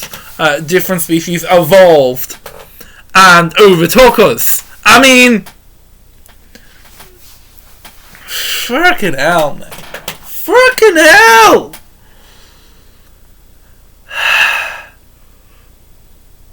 I don't get this franchise. Like, these shorts are just... When I first started doing this, honestly, I didn't think this was going to be so long. I thought that this would mainly be about the Christmas and Easter specials, with just a little mention to the shorts because there's not that much to talk about. But these are more of the shorts. So much! I don't know what to do. But it's mad. It is mad, okay? Okay. So, what happens next? What do I do next? There are a lot more shorts, but I want to get them all out there at once, okay? Okay. So, I'm just gonna do a lightning round for the rest of it, okay? I don't want to spend so much time because I want to get to the Christmas and Easter specials, okay? Okay then. Surviving Sid is about Sid teaching a summer camp. It's boring, barely anything happens in it. Moving on. Scrat Love is just a repurposed version of scenes from the third movie to make a commercial. Nothing weird and to watch in this one. So, in Scrat's Continental Drift, this is just a rephrasing of the first scene from the fourth movie, where again he cracks up the continents, which he did in another short, but he also does here, which he also does in the fourth movie because it's the exact same colour as the one from the fourth movie. It's pretty funny, but like the scene from the fourth movie was. Not really much to say here. There's also a part 2 to this, which isn't really a part 2 to this, but just the second Scrat scene in the fourth movie, which is kind of weird that they put both these scenes in there together. What? And just advertise them as 2 separate shorts with the 2 scenes from the fucking movie. Cosmic Scratastrophe basically confirms that Scrat is definitely God. In this one it implies he made the solar system. What? He literally survived a black hole! But how is this guy not God? He fights a bunch of Scrat aliens for the acorn, but survives a black hole! And finally, the end, released after this guy shut down as an ending to the franchise, when Scrat finally ate the acorn. Boy, is that definitely gonna last forever! So yeah, that is every short in the Ice Age franchise, except for my Scrat Tales I didn't cover. If you are not convinced that this guy is the savior of all humanity, what are you doing with yourselves? He is God! Okay, now that craziness is over, let's actually get to the Christmas special, which should be more grounded and less crazy, even though, how do they make a Christmas special? So you are probably wondering how Christmas exists in the Ice Age universe. Do they explain it? Not really. They don't. They kind of frame this as an origin for Christmas, but Christmas still exists. The whole story is about Sid trying to get off a naughty list. And like, he goes to the North Pole with a flying reindeer. They don't work for Santa yet. Santa is owned by like others. Like, he's guarded by mini sloths, which is kind of strange. Like, Manny, of course, predictably, does not believe that Santa exists. Of course he doesn't. He's Manny. Can you trust him to believe that Santa exists? So he's being really mean, and he sounds really mean, and Peaches overhears him saying, Santa does not exist. This is set in between 3 and 4, by the way. So Peaches is younger. So, and so basically, yeah, so these two are, so the two annoying possums admit that they're never good, and yeah, I could say so. Was they on the good list at the end? I can't remember. Never mind. Well, Sid ended up on the good list. I ask, why are Manny and... I don't know. It's just weird. This Santa is also weird. But how does he fully exist? And, like, the origin of a reindeer is of, like, flying reindeer? So that does confirm that sci-fi doesn't just exist in the Ice Age universe. Magic also exists. So yeah, there are other things which are framed as like the origin of Christmas. Like, Christmas exists, but Christmas trees don't. And I'm saying, like, at the end of the movie they're just saying, deck the halls with bells of holly, and no one knows what a hall is, which makes sense. When we said, it is the season to be jolly, then we go, what's a season? We don't even know what a season is. Seasons still existed during the Ice Age. Was it a joke because it was always winter, but seasons still existed? How do we not know what seasons are? I get halls, obviously, but seasons, and we know what Christmas is. We don't know what seasons are. Are you kidding me now? But that is kind of funny, in a way. Like, Sid kind of knows the future. That was confirmed in one of the shorts, and now it's confirmed now. Sid somehow knows the future. It's probably because he took a trip forward in time. Why hasn't he told anyone about that? He must have got back somehow. Yeah. Maybe these shorts are canon. Maybe they are 100% canon.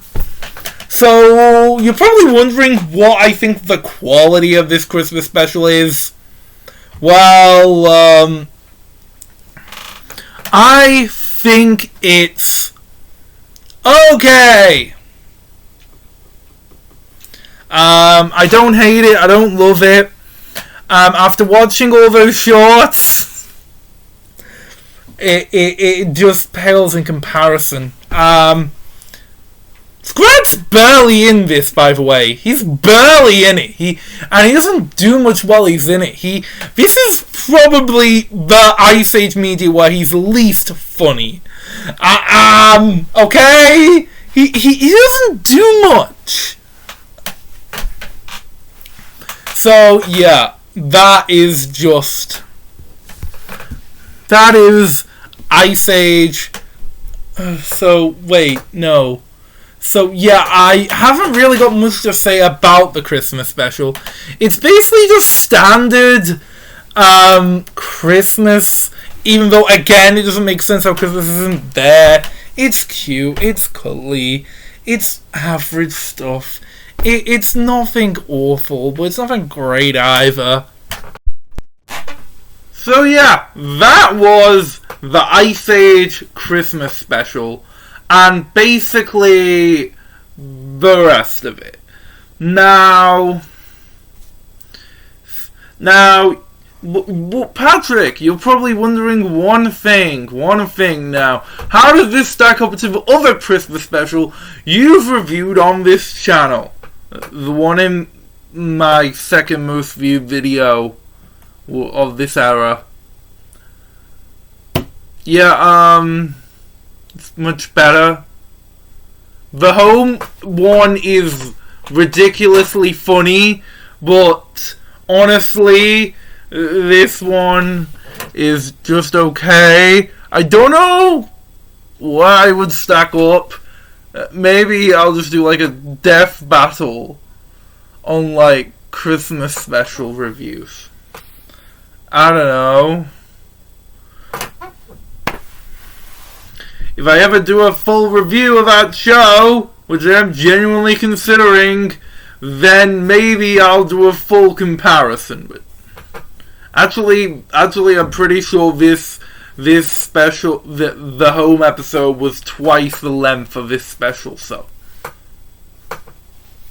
okay, so here is Next up is, well, the Easter special, as we, of course, have a second holiday special. This holiday special, so it's called The Great Eggscapade. The Great Eggscapade, which is, like, I love egg puns, but, that just sounds really generic. Like, you couldn't have made, like, an Ice Age egg pun? I can't think of one myself, but surely you can think of one.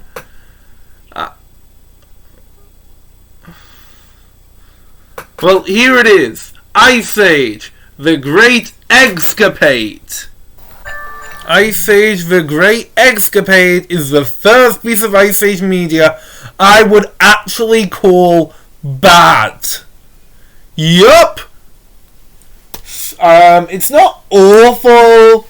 It doesn't do anything super wrong. But it's just a really stupid idea with an equally stupid execution. First of all, what is Easter in this universe? At least with Christmas it kinda made sense. They still had a sort of gift giving, and at least a concept of Santa. Here, there's just no Easter traditions. It's just the first day of spring, first day of April, which also makes no sense. How is there months in this universe? Okay, so what's the plot of this thing? Okay, Sid. Yeah, Sid.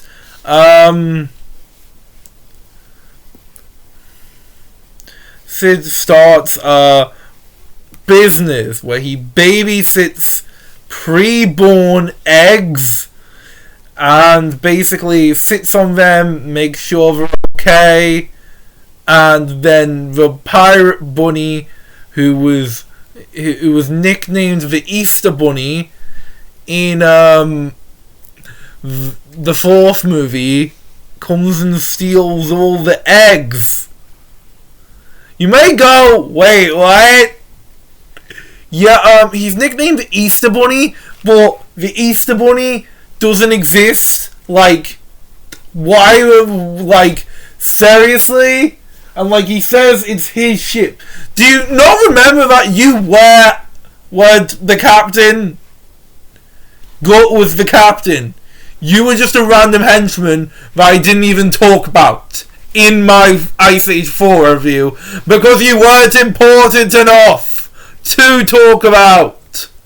No one cares about you, and yet he plays the main villain here. Well, like, his brother is a traitor, like, and he keeps helping the gang, so because he wants the egg farm, because he's actually a nice guy.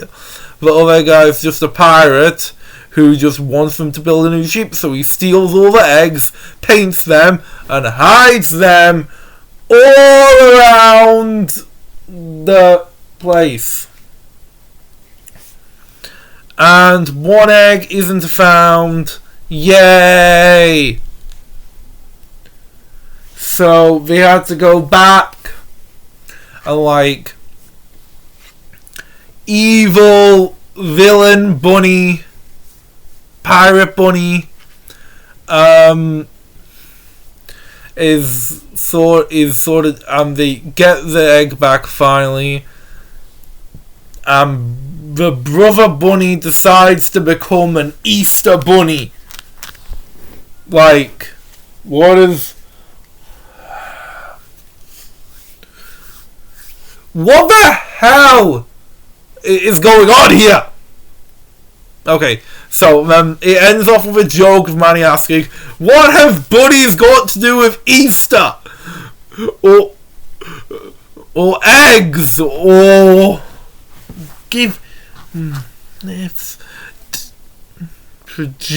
or hiding things. This I'll never catch on. Again, what is Easter in this world?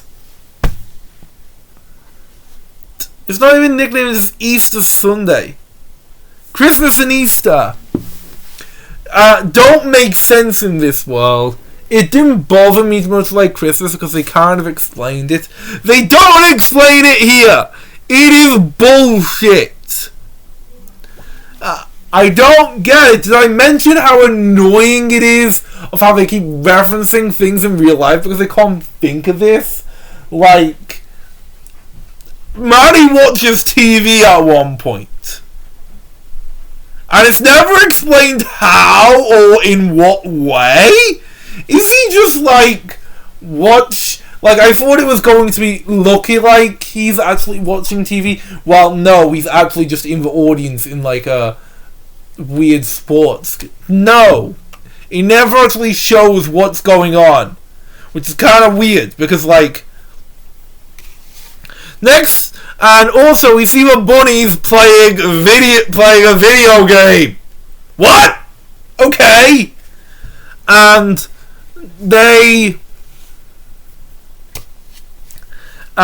it's not actually a video game. It's just it looks like a game controller for some reason, and it's just like hitting stuff. But it looks like I don't know what is going on here. None of the characters don't. There are characters who are cut out of this completely that I liked in the fourth movie, like Shira and Sid's granny, and they're not in this. I was disappointed when they put awful characters like Ellie and Peaches in this. Okay, Ellie's not bad. Ellie's not that bad. Peaches, who does nothing. Peaches does nothing. You know which characters get the biggest roles they've had in ages?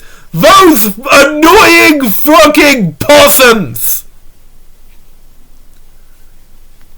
Fuck the two of you! You are in this! And it made me remember how much I hate them.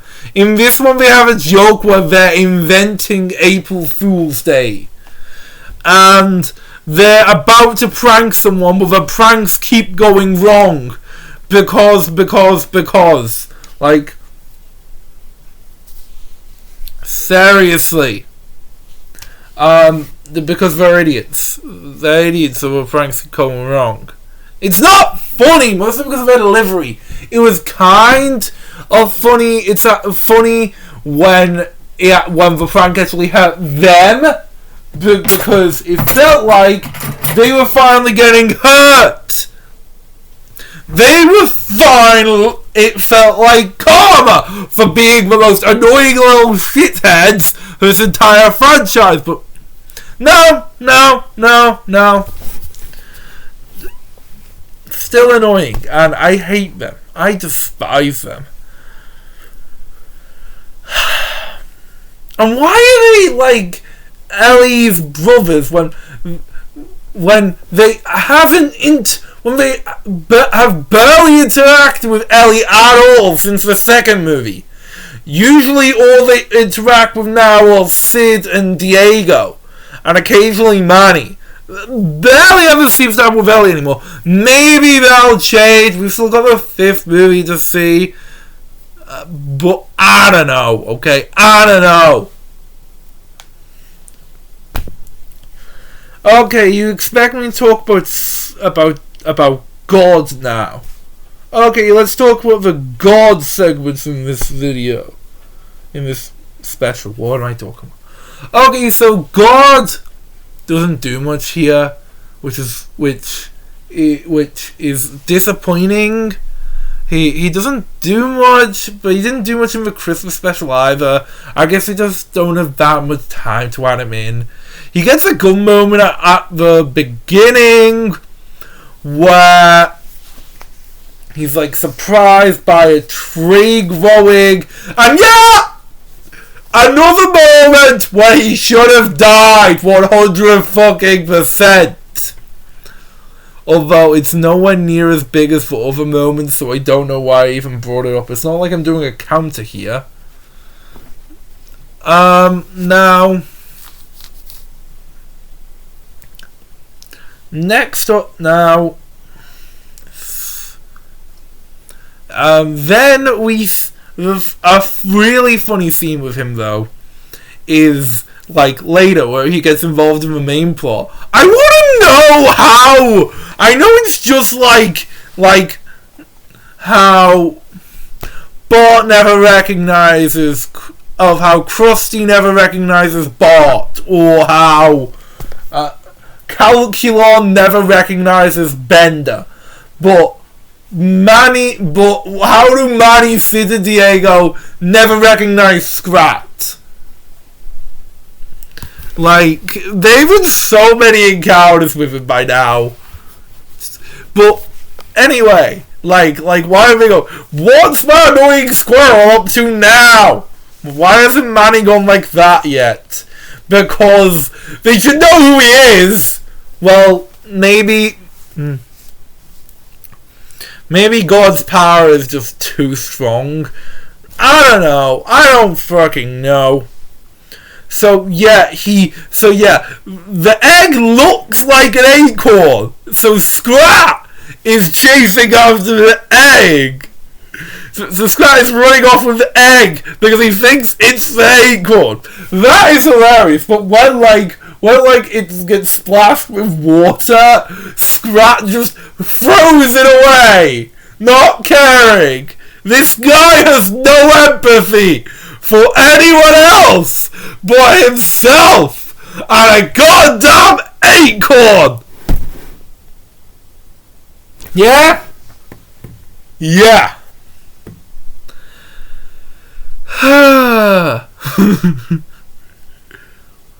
That only proves he's got even more. Yeah. Yeah, it does. So yeah, that is all, finally, all of the Ice Age shorts and specials reviewed. Aside from the Ice Age Scrat Tales, which we'll get to soon, skip to the time code in the description. It should be there if you just want to see the shorts for some reason, but whatever. Don't want to see me complain about 5 and 6. Does that even count as 6? I don't fucking know. I was gonna talk about the games here, the other games I didn't talk about before, but this segment is already way too fucking long, so I don't want to drag it out even more. We'll either talk about the games later in another video or never at all. I have been playing Ice Age Adventures now. My review of it is... it is a game that exists, I guess. I'm probably going to keep playing it for a while. Never mind. So, yeah. All of these are just... so, yeah. These... if you want me to rank all of the shorts and specials, well... no. I don't really know what to say. I don't like the Easter special, but I say the Surviving Sid one is also bad, but it's mostly bad in a way that's just boring. Maybe it is, I don't know. But it's the first piece of extended Ice Age media that's bad. The Easter special. It is pretty bad. I don't know the general consensus on it because no one talks about the specials, but some people do talk about these next movies. And they are probably... and they are very universally hated. I remember this next movie being particularly hated when it first came out. Okay, so without further ado, let's talk about 2 movies which are probably terrible, but I'm watching them anyway. Woo! Okay, So there we go. Ice Age 5 is bad. I really wanted to give an unpopular opinion here and say it's actually really good, or say it's actually not that bad. But I'm not sure if the same reasons people hate this movie are the reasons I do. I'm not sure if I would say it's a terribly awful movie, but it certainly isn't a good one whatsoever. So, this movie. Okay. First of all, characterization. What are the characters in this movie? What do they do? What is going on? Actually, Manny's being, so Peaches is leaving home, and Manny and Ellie want her to stay there because they're being overprotective. Especially after Manny just forgot Ellie's anniversary. And that's the character arc. Sid is butthurt because he doesn't have a girlfriend yet, so he gets a girlfriend, and Diego and Shira are, well, I don't even know what they're doing. There's like 2 scenes about them wanting kids to not be scared of them, but which is just the beginning and end. But it's like I don't know. Shira barely has any lines in this movie. Neither does Sid's granny, and it's meant to be a big moment when she goes off at the end. Which, yeah, kind of spoiled, but whatever.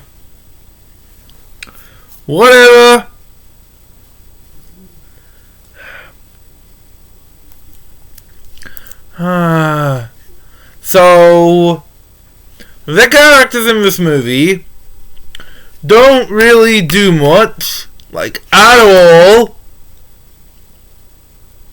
They only do a little.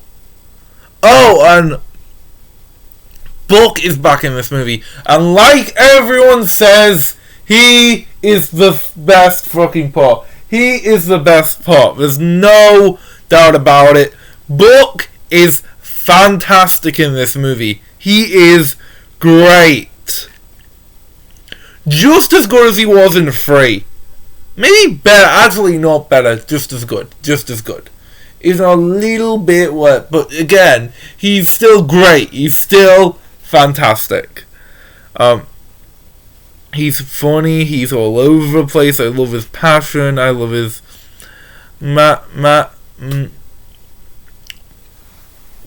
attitude. I love how much he knows about the situation. I love the other books in his head. I love this guy. And I can't wait for the spin-off. I wonder why everyone hates that movie. I am genuinely wondering why, because a spin-off starring Buck sounds like a really good idea, and I feel like I'm going to be pretty disappointed. I wonder how many people were excited about that. I don't know. Now, you're thinking, oh, Buck's the best part. What about God? Well, in this movie, this is I was right. Oh, well, Matrick was right. About earlier in the video, when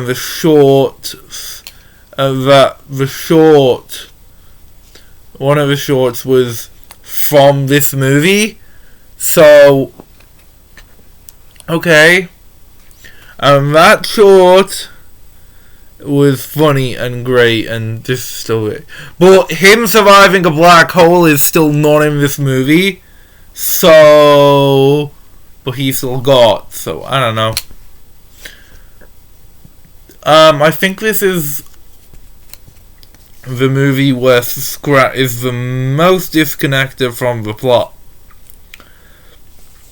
Because at least he was there for most scenes. This one he's just a... Because I expected this movie to be about an alien invasion. Most of this movie was going to be set in space, or like them stopping aliens from invading. But no, this movie is about them stopping an asteroid from hitting the planet. Like, which is decides to be hitting the planet because of magic diamonds, which keeps random animals, including Sid's new girlfriend, young. They're just making excuses now. Are you fucking kidding me? And like a wall of crystals. That's what's keeping these guys young. Including this stupid llama who was so goddamn annoying. Oh, I forgot to mention. These annoying possums! I didn't mention them at all when I was watching the fourth movie. That was because they didn't do anything. They were barely in it. Here, they're barely in. Here, they're not barely in it. They're in it way too fucking much. And no, they don't interact with Ellie. With Ellie here, like, at all. Again, so they still don't act like her brothers. They're just random comic reliefs, but we already have 2 other comic reliefs. Actually 3 because of Sid's granny. Actually 4 because I guess this llama is a comic relief. Actually 5 because it's gonna be. Also 6 maybe because one of the helpers is actually 6 maybe because Buck is kind of a comic relief if you think about it. So this movie, this is way too much. Yeah, we're having way too much characters in these movies now when, like, in the original we only have 3. Oh, and also, I forgot to mention that, yeah, it was a romantic subplot in number 4. I forgot to mention that, because I thought that they, like, broke up because, like, he wasn't ready for her, but I'm pretty sure this is the same guy. Was that Mordhog who was the entire thing, like, it was okay to be friends with? Not in this movie at all! Not even mentioned! We never even get a mention of where he ended up or why he's not there. Like, that was one of the main parts of that subplot in the fourth movie, and he's not even in this one! Hashtag justice for Luis, a character I don't care about whatsoever. So why am I saying justice for? Okay, hashtag I don't care, but you seemed like you did, but now you don't. What? Also, the possums invent hashtags at one point. Actually, let's just cover this. Let's just cover this now. I think this movie basically just says to you, fuck it, we don't care anymore, as it just keeps putting in references to actual worlds. Let me tell you why it works and stuff like the Shrek universe, and not here. In the Shrek universe, it's set in medieval times. It still makes references to modern day. The characters aren't animals, well, they're mythical creatures. So this is clearly a fantasy setting. Also, the movie's supposed to be a fairy tale parody, so of course it's like this movie. There's no reason to have his in the Ice Age. Like, I complained about the TV and video games in the Easter special. Here there's even more, whether it's like Marnie and Ellie are married, which was never mentioned, and how do marriages even exist? I'm pretty sure marriages didn't even exist at this point for humans. Never mind Never mind how animals got married. If you like pick up with a human tradition, then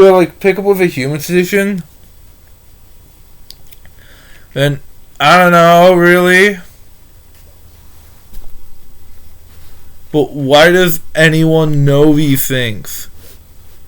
What's the hashtag? Are you freaking kidding me here? I am sick of all this. This is supposed to be set in the Ice Age. Tens of thousands of years ago. In the first movie, that was a major plot point. In the second movie, and they used it in the second movie and fourth movie as a major plot point. But not this one. Okay, never mind. For alien stuff, let's continue with the stupid... So, there aren't really any alien stuff in this movie, just Scrat going about the UFO. But God doesn't need that, no. He proves he's God again by removing the waters of Mars. By crushing the alien spaceship into Mars, he makes Mars done.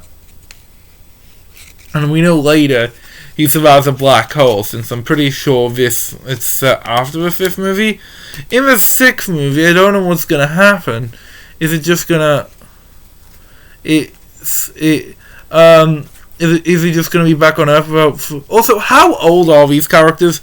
We have the Fountain of Youth thing, which is supposed to be like a big thing where these characters never age, which is weird because our main characters also never age.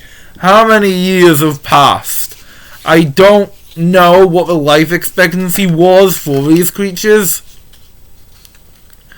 But Granny Sid is still alive, and this movie has taken place over the course of what, 20 years? The second movie, the first three movies take place. Let's say the first three movies take place in the span of like 5 years. Why not? Fourth movie set about 16 years because she's a teenager, even though that makes no sense because I'm pretty sure because animals mature way faster in that sense. So how? Never mind. So it's at least this movie. And this movie, she's at least 18, so it's at least 2 years. So that's at the most 21 years. Which is longer than the real life time between Ice Age 1 and Ice Age 5. So I don't know what to say to you now. How old are these characters? This would only make sense if, like, I guess Manny would have to be older than the rest of these. The rest of these would have to still be pretty old. Unless, in this universe, everyone ages the same way as humans, the same way as each other. Then again, Manny and Diego joke about the life expectancy of the granny in the fourth movie. So I don't even know. If you're going with that logic, then that's contradicted too.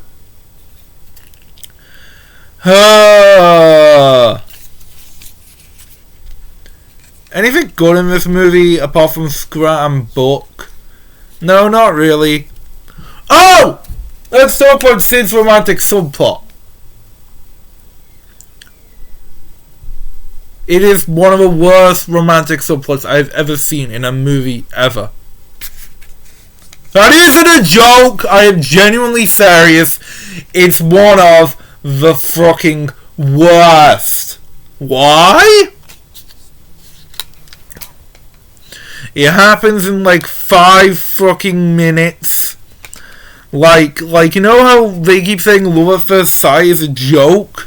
and like one conversation, like a Disney movie, even though a lot like it's less than. I can't even say they have zero chemistry because they don't even have one conversation. They just fall in love. Anything. This makes Manny and Ellie's relationship look like Titanic, which is a good romance, by the way. Look like a fantastic romance. What is this? Sid and the female sloth. I don't even remember her name. What's her name? It's not even coming back to me. So, Sid and the female sloth have like one conversation. They instantly fall for each other and said, "Will you be my partner for life?" And then Sid tries to give her a diamond, which breaks down their walls, meaning she is hundreds of years old now. Okay. But she turns back to regular at the end of the movie, because of course she does. And then we get a dance party ending, which, surprisingly, this movie has this franchise has avoided for 4 movies, but this movie has one. Really, and we didn't even really need a dance party ending because the wedding was still going on. Why do we need a dance party ending?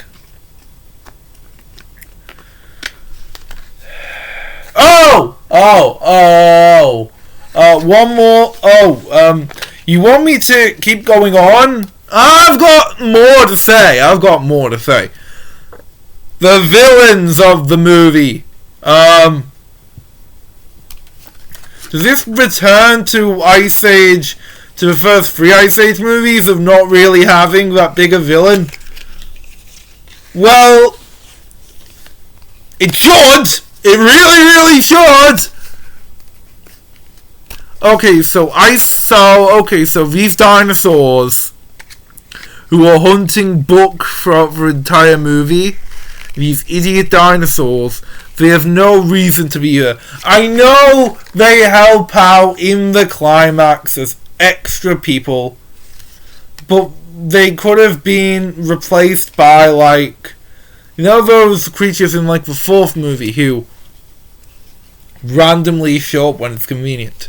They could be replaced by random creatures that show up when it's convenient, or just like Buck just calls to random dinosaur friends. It doesn't need but it's the only point they have in the movie. In the first movie, and even like the second movie and third movie, the minor villains were a big part of it, but here they're just not. The Lawman could be considered a villain, but fuck off! If he's awful. He is awful. I don't know what it is about him. Maybe it's just his voice. I think it's just his voice is so annoying. I don't know who plays him. I haven't looked it up. But it's just so stupid. I don't know what to say. So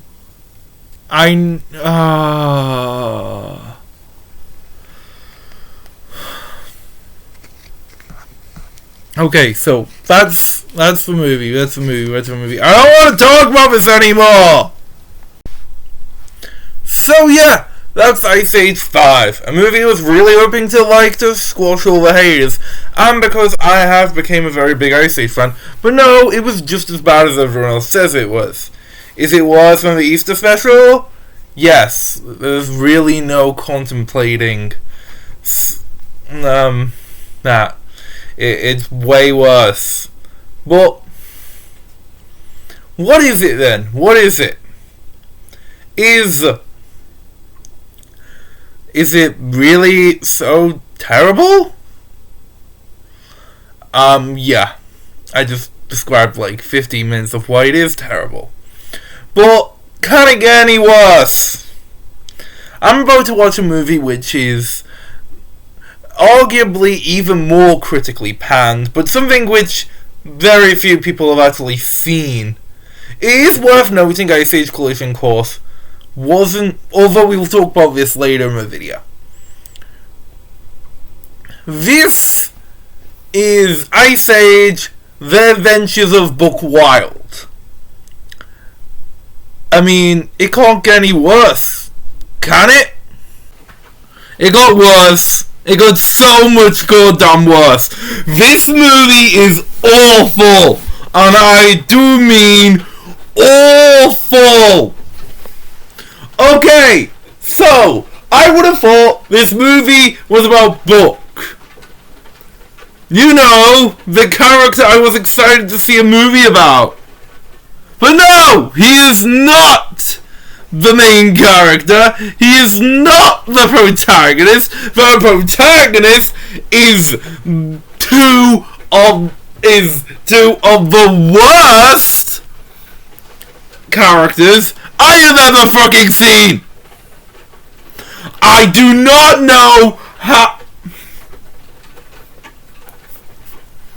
I mean, it's two of the worst. Yeah, two least favorite situations. Those are the protagonists. Those annoying fucking possums of the protagonists of this. Want me to tell you how? Movies about them leaving and finding their own way. Apparently, throughout the entire movie, to say it's a bad thing they did and a responsible thing they did to leave. But they don't. But at the end of the movie, it acts like it's completely fine. This movie's stupid. They have zero development. The movie pretends they have development as they have an arc when they don't. And they're not funny, they're just super goddamn annoying. Really, really annoying. Sorry, my throat's a bit sore at the moment. But, okay, let's cover everything else. Okay, what else is in this movie? Okay, there's obviously Buck. Who is still a main character in this movie, but it's not about him. It's about these two idiot possums, not this fantastic weasel who isn't even that good in this movie. I guess I thought I liked Buck as a protagonist, but maybe I just don't like him working off. And maybe I don't like him working off those annoying fucking possums. But he just doesn't work as a protagonist, or at least he doesn't feel like that. I mean, it's just, it doesn't feel like they did pull it off, you know? It doesn't. I'm not sure if he's out. I don't think he's out of character in this movie. I think he's perfectly in character, and I don't dislike him. He's okay, I guess. He's a little funny, but I'm not sure he works as a protagonist as well as I thought he would. I will be all for this movie. And maybe he could have been better, but I don't want to see him as a protagonist again. No, thank you. I don't like him. And then there's Z, who is also annoying. The jokes they make about her is that, like, she's smart, she's like the badass girl, but it's never really shown to be it's never shown that much in a way of how she's the smart badass girl, and she's just annoying of how she just references it and how she keeps complimenting the stupid possums, and like I felt like her book was going to be made into a romance, but it wasn't, thankfully enough. But but they're supposed to have backstory, but we never see this backstory. We never see them have like a we see a flashback of them, but we never see a flashback of them have a final fight which breaks them up, which we should see. Or like at least explain it somewhat. At least explain what was the main thing that split them up. What was it? What was it? I don't get this. This movie doesn't stand out either. If this is supposed to be a spin-off, it does not stand out. I was under the impression that the main gang wouldn't even be in this movie. That the main trio would be completely absent. And that this would mostly be just Buck having an adventure on his own in the Lost World. But no, that's not what we got. We got the main gang is in this movie at the beginning. They're the main course for a plot. And then at the end, they're clearly not played by the same actors. Their voice sounds. It's like a direct DVD sequel. This, even though it's a spin-off, but but because like. The main three sound very off, especially the guy who plays Sid. He definitely sounds off. I don't know. He's just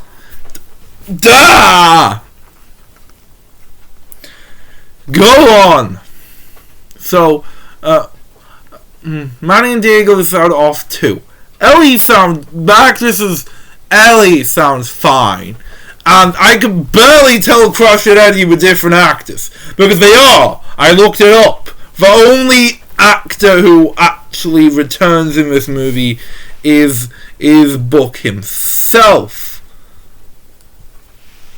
Which is kind of... Which I guess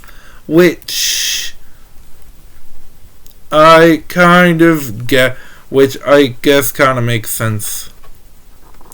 I don't mind that. It's a stupid thing. Everyone. Okay, so what? Okay, so. And the villain. Oh, I almost forgot about the stupid villain. We don't really spend enough time with him, but honestly, I thought the Dino Birds in the last movie were bad. Orson is one of the most insufferable villains I've ever heard. What does he do in this movie? Apparently his plan is to become... Apparently his plan is to take over the world! And how is he gonna do it? I said, how is he gonna do it? How are you gonna do it? Why do these people seem as a threat, honestly? He has raptors at his disposal. And, if he had like a bunch of T-Rexes, this would make sense. But he doesn't really have a sufficient form of mind control which will work on everyone. Which will make sense if he had a sufficient form of mind control. But he doesn't. This mind control only works on the raptors. Nowhere else!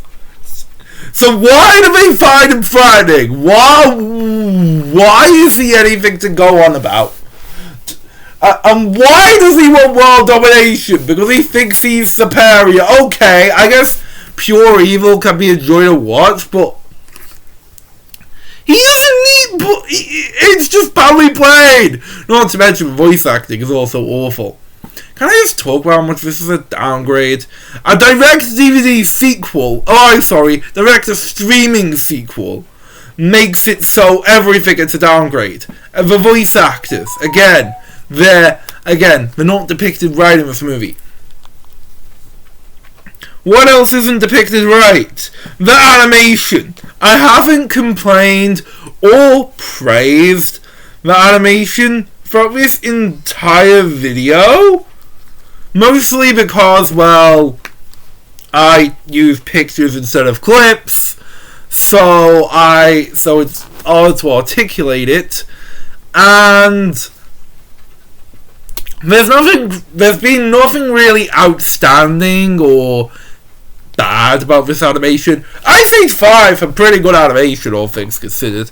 Everything looked fine. Here, though, it's just so noticeable. Like, the textures look so off and characters move in uncanny ways, which I obviously can't show here because I don't use clips. But it's just uncanny and not enjoyable. You know, this feels too much like an Ice Age movie.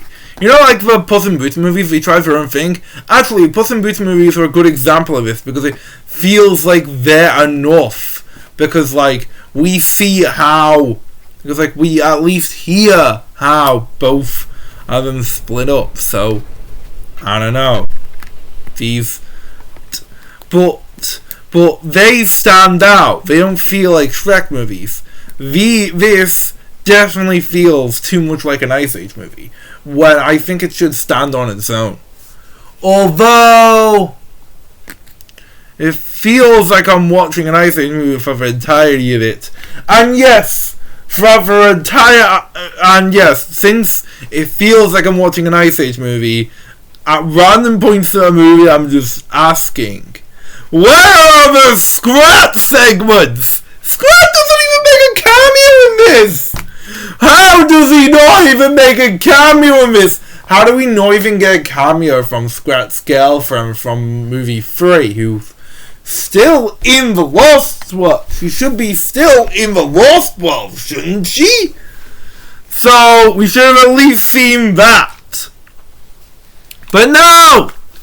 We got nothing! No, Scrat! The best part of these movies is gone from the plot. I don't like it. Oh, this movie's just so terrible.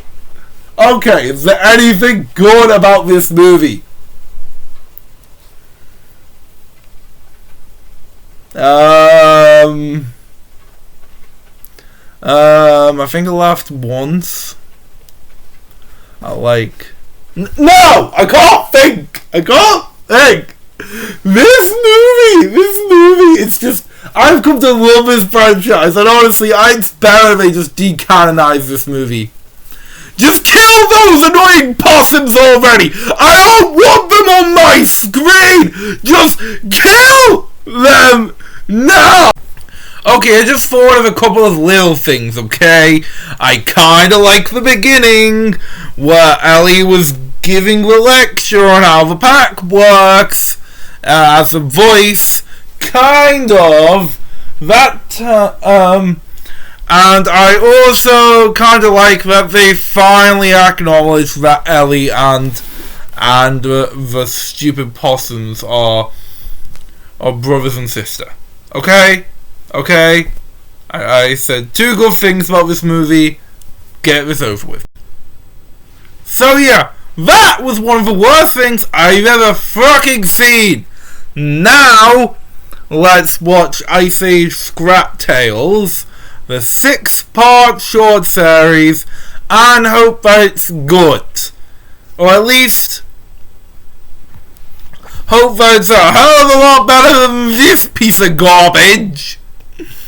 Those possums are...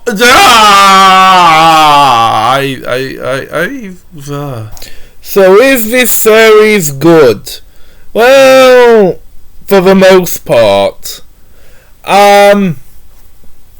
I was under the impression. Wow, how many times have I said about this video? I should really stop assuming things, shouldn't I? I was under the impression that these Scrat stories will be totally out of bounds, totally disconnected stories, all about just Scrat getting the acorn. I didn't know there'd be a baby Scrat. I didn't know that it would mostly be just those two fighting. So basically, Scrat is now a father. And he's a fucking awful one at that. He keeps trying to steal the note off his son. Probably my favourite one of these, aside from the last episode, which I like it, is the Nutty Reflections one, where they like go where Nutty in which we see reflections of Scrat are alive as well, and the child. The child is Jesus. The child is a son. Now I'm just gonna ask. I think that it's very possible that Scrat is invincible, but not immortal, because of the finale, which I'm gonna analyze to see if like my Scrat is God theory actually holds up. I mean, does it? Because he dies, he gets old and dies. I never explained how Scrat in heaven works. Well, again, it was, in my opinion, it was all an illusion. It was all a delusion inside his head. It didn't actually happen. This too. Well, all of this was a magical misdirection from the baby, because if you notice, throughout these decades, Scrat aged a lot, but the baby never did. So the baby was controlling all the strings the entire time. Boom! Solved it. I also really like the one where they fight the Dodo Kid for it. That one's pretty funny. I like when they're all along the log. That's great. I love the part where I don't mind the first episode, but I think it's the weakest. The second one is pretty great too. I'm kind of going backwards here. I don't know, but the sleep one, good. The one in which the sleep one, good. The one in which he tries to trap them, that is hilarious. If you want me to do a mini ranking of these shorts, then I think it will be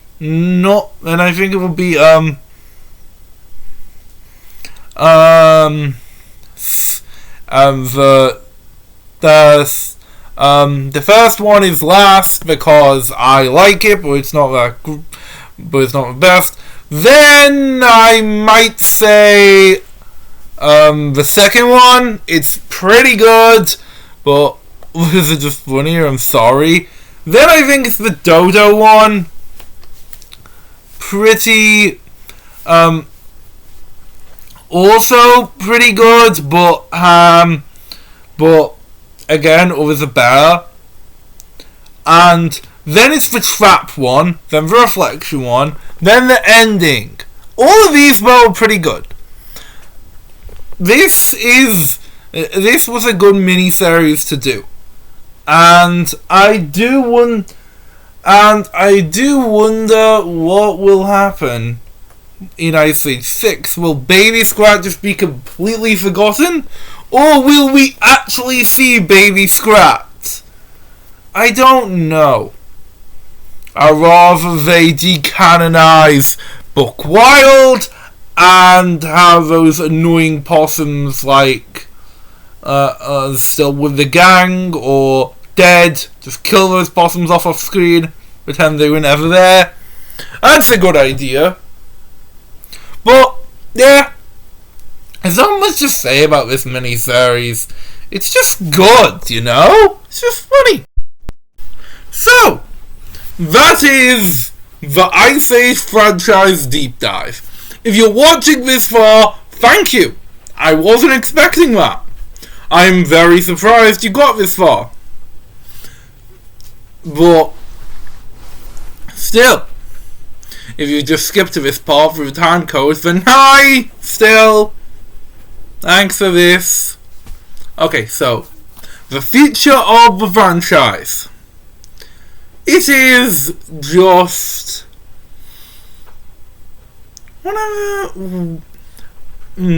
So, when I first started doing this review, now I thought I didn't know that Ice Age 6 was coming. Again, the intro and my review of the first movie, like Matrix said, that was done before before the sixth movie was announced. That was recorded then. Now, we do know there's a sixth movie. Now, in the original script of this video, not really a script because I don't really do a script for these, but never mind. Originally in this video, I was going to say that I don't think an Ice Age 6 is likely. Mostly because Ice Age 5 wasn't really that big on the box office. It did not gross that much. It didn't really do that well. So Ice Age 6 wouldn't really be a cash grab. Especially as it had been just a decade since that had happened. No. But so it wouldn't really make sense unless it was a live action remake. In that case, maybe they would. They can make an excuse and call it sort of live action if they had in the first one. But I know CGI extinct animals would be hard to do, but please. But still,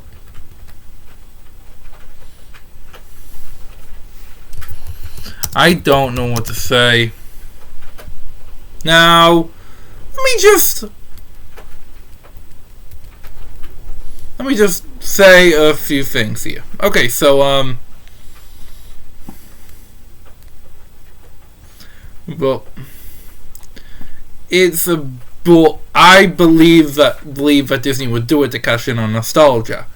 Now there are a few things we didn't. Now, oh, I forgot to talk about the live show on this entire thing. Okay, in 2024, there were Ice Age material in Disney Magic Kingdoms.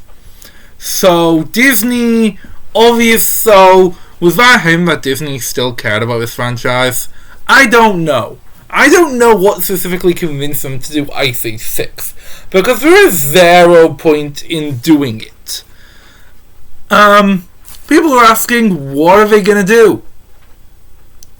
How would I write Ice Age 6? Well, first of all, the possums are never mentioned, were never brought up, it's never said where they are. Book is there though, but he never mentions where the possums got to. He never does. That never happens. But okay, so the movie, they time travel to the future and see them all get extinct, and they try see that all their species is extinct. So Manny, Sid, and Diego try to make themselves not extinct. They try to make sure that they don't go extinct by just doing random stuff, like try being nice to humans, for example, They try to do that so humans wouldn't hunt them down and kill them, trying to make their habitats better, try to keep the Ice Age going longer. They try to do all these things, but nothing's working. And then they just accept that the end is inevitable. It'll be a good ending to the franchise, because obviously Ice Age 5 wasn't a finality.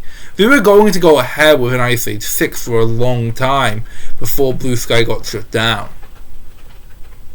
But yeah, that's why we're writing Ice Age 6. But that's not how Disney are going to write Ice Age 6. Because why would you bring back the series a decade later for an ending? No, if they make it, it's going to be a cash grab and the setup for the 7th movie. But how are they going to do... How are they going to keep milking these movies? There's nothing more to do. Disney, please cancel any plans you have for this movie for an Ice Age 6. More spin-offs I'll be fine with. A second season of Scrat Tales. Come on! Do it! But this... Another movie, Disney? No thanks! No thanks! Okay, now, that's what I think the future of the franchise will be. Now, let's talk about... Now, time for outro. Let's talk about the, Let's talk about the big thing in the room. So, at the beginning of the video, the intro to the series, I said that one of the reasons I wanted to start this series is because I wanted to become a fan of specific franchises.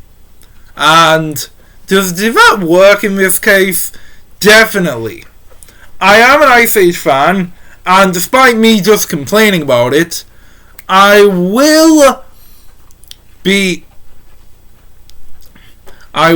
watching Ice Age 6. I mean, I will go and see it in the cinemas and I'll review it. I really hope it's not terrible, but I'm not holding out any hope. So, the movie is... Yeah.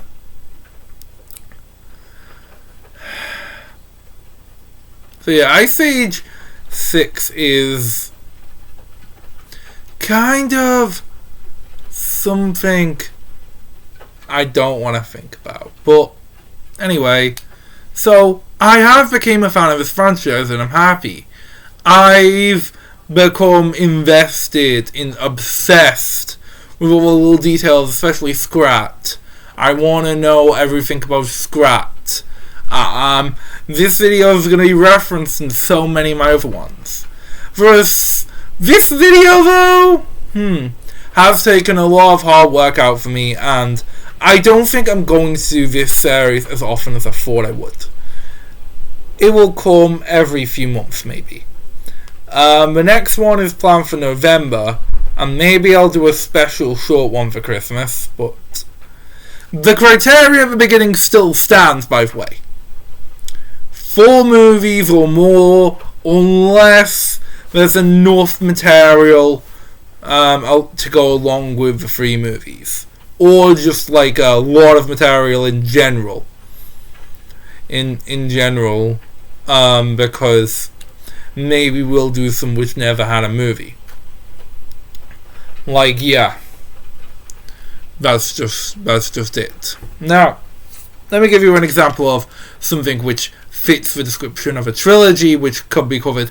The Madagascar movies, well, obviously the spin-off film counts, but if that spin-off film didn't exist, it would still be very eligible, as it has 2 big seasons. Also, The How to Train Your Dragon movie, the How to Train Your Dragon trilogy, is also eligible because of its very high amount of other material, as well as this book series, which I already have all of up there on my bookshelf, which I haven't shown off in any of these videos. Never mind! So, if you've watched this whole video, thank you. I didn't think anyone would do that, but thank you. I hope you enjoyed this video. Please like and subscribe if you did, and please comment below your thoughts. If you disliked this video, please press that dislike button and leave a hate comment, because we love to keep the algorithm happy. I will see you in my next video, which will be a hell of a lot shorter than this one. Bye!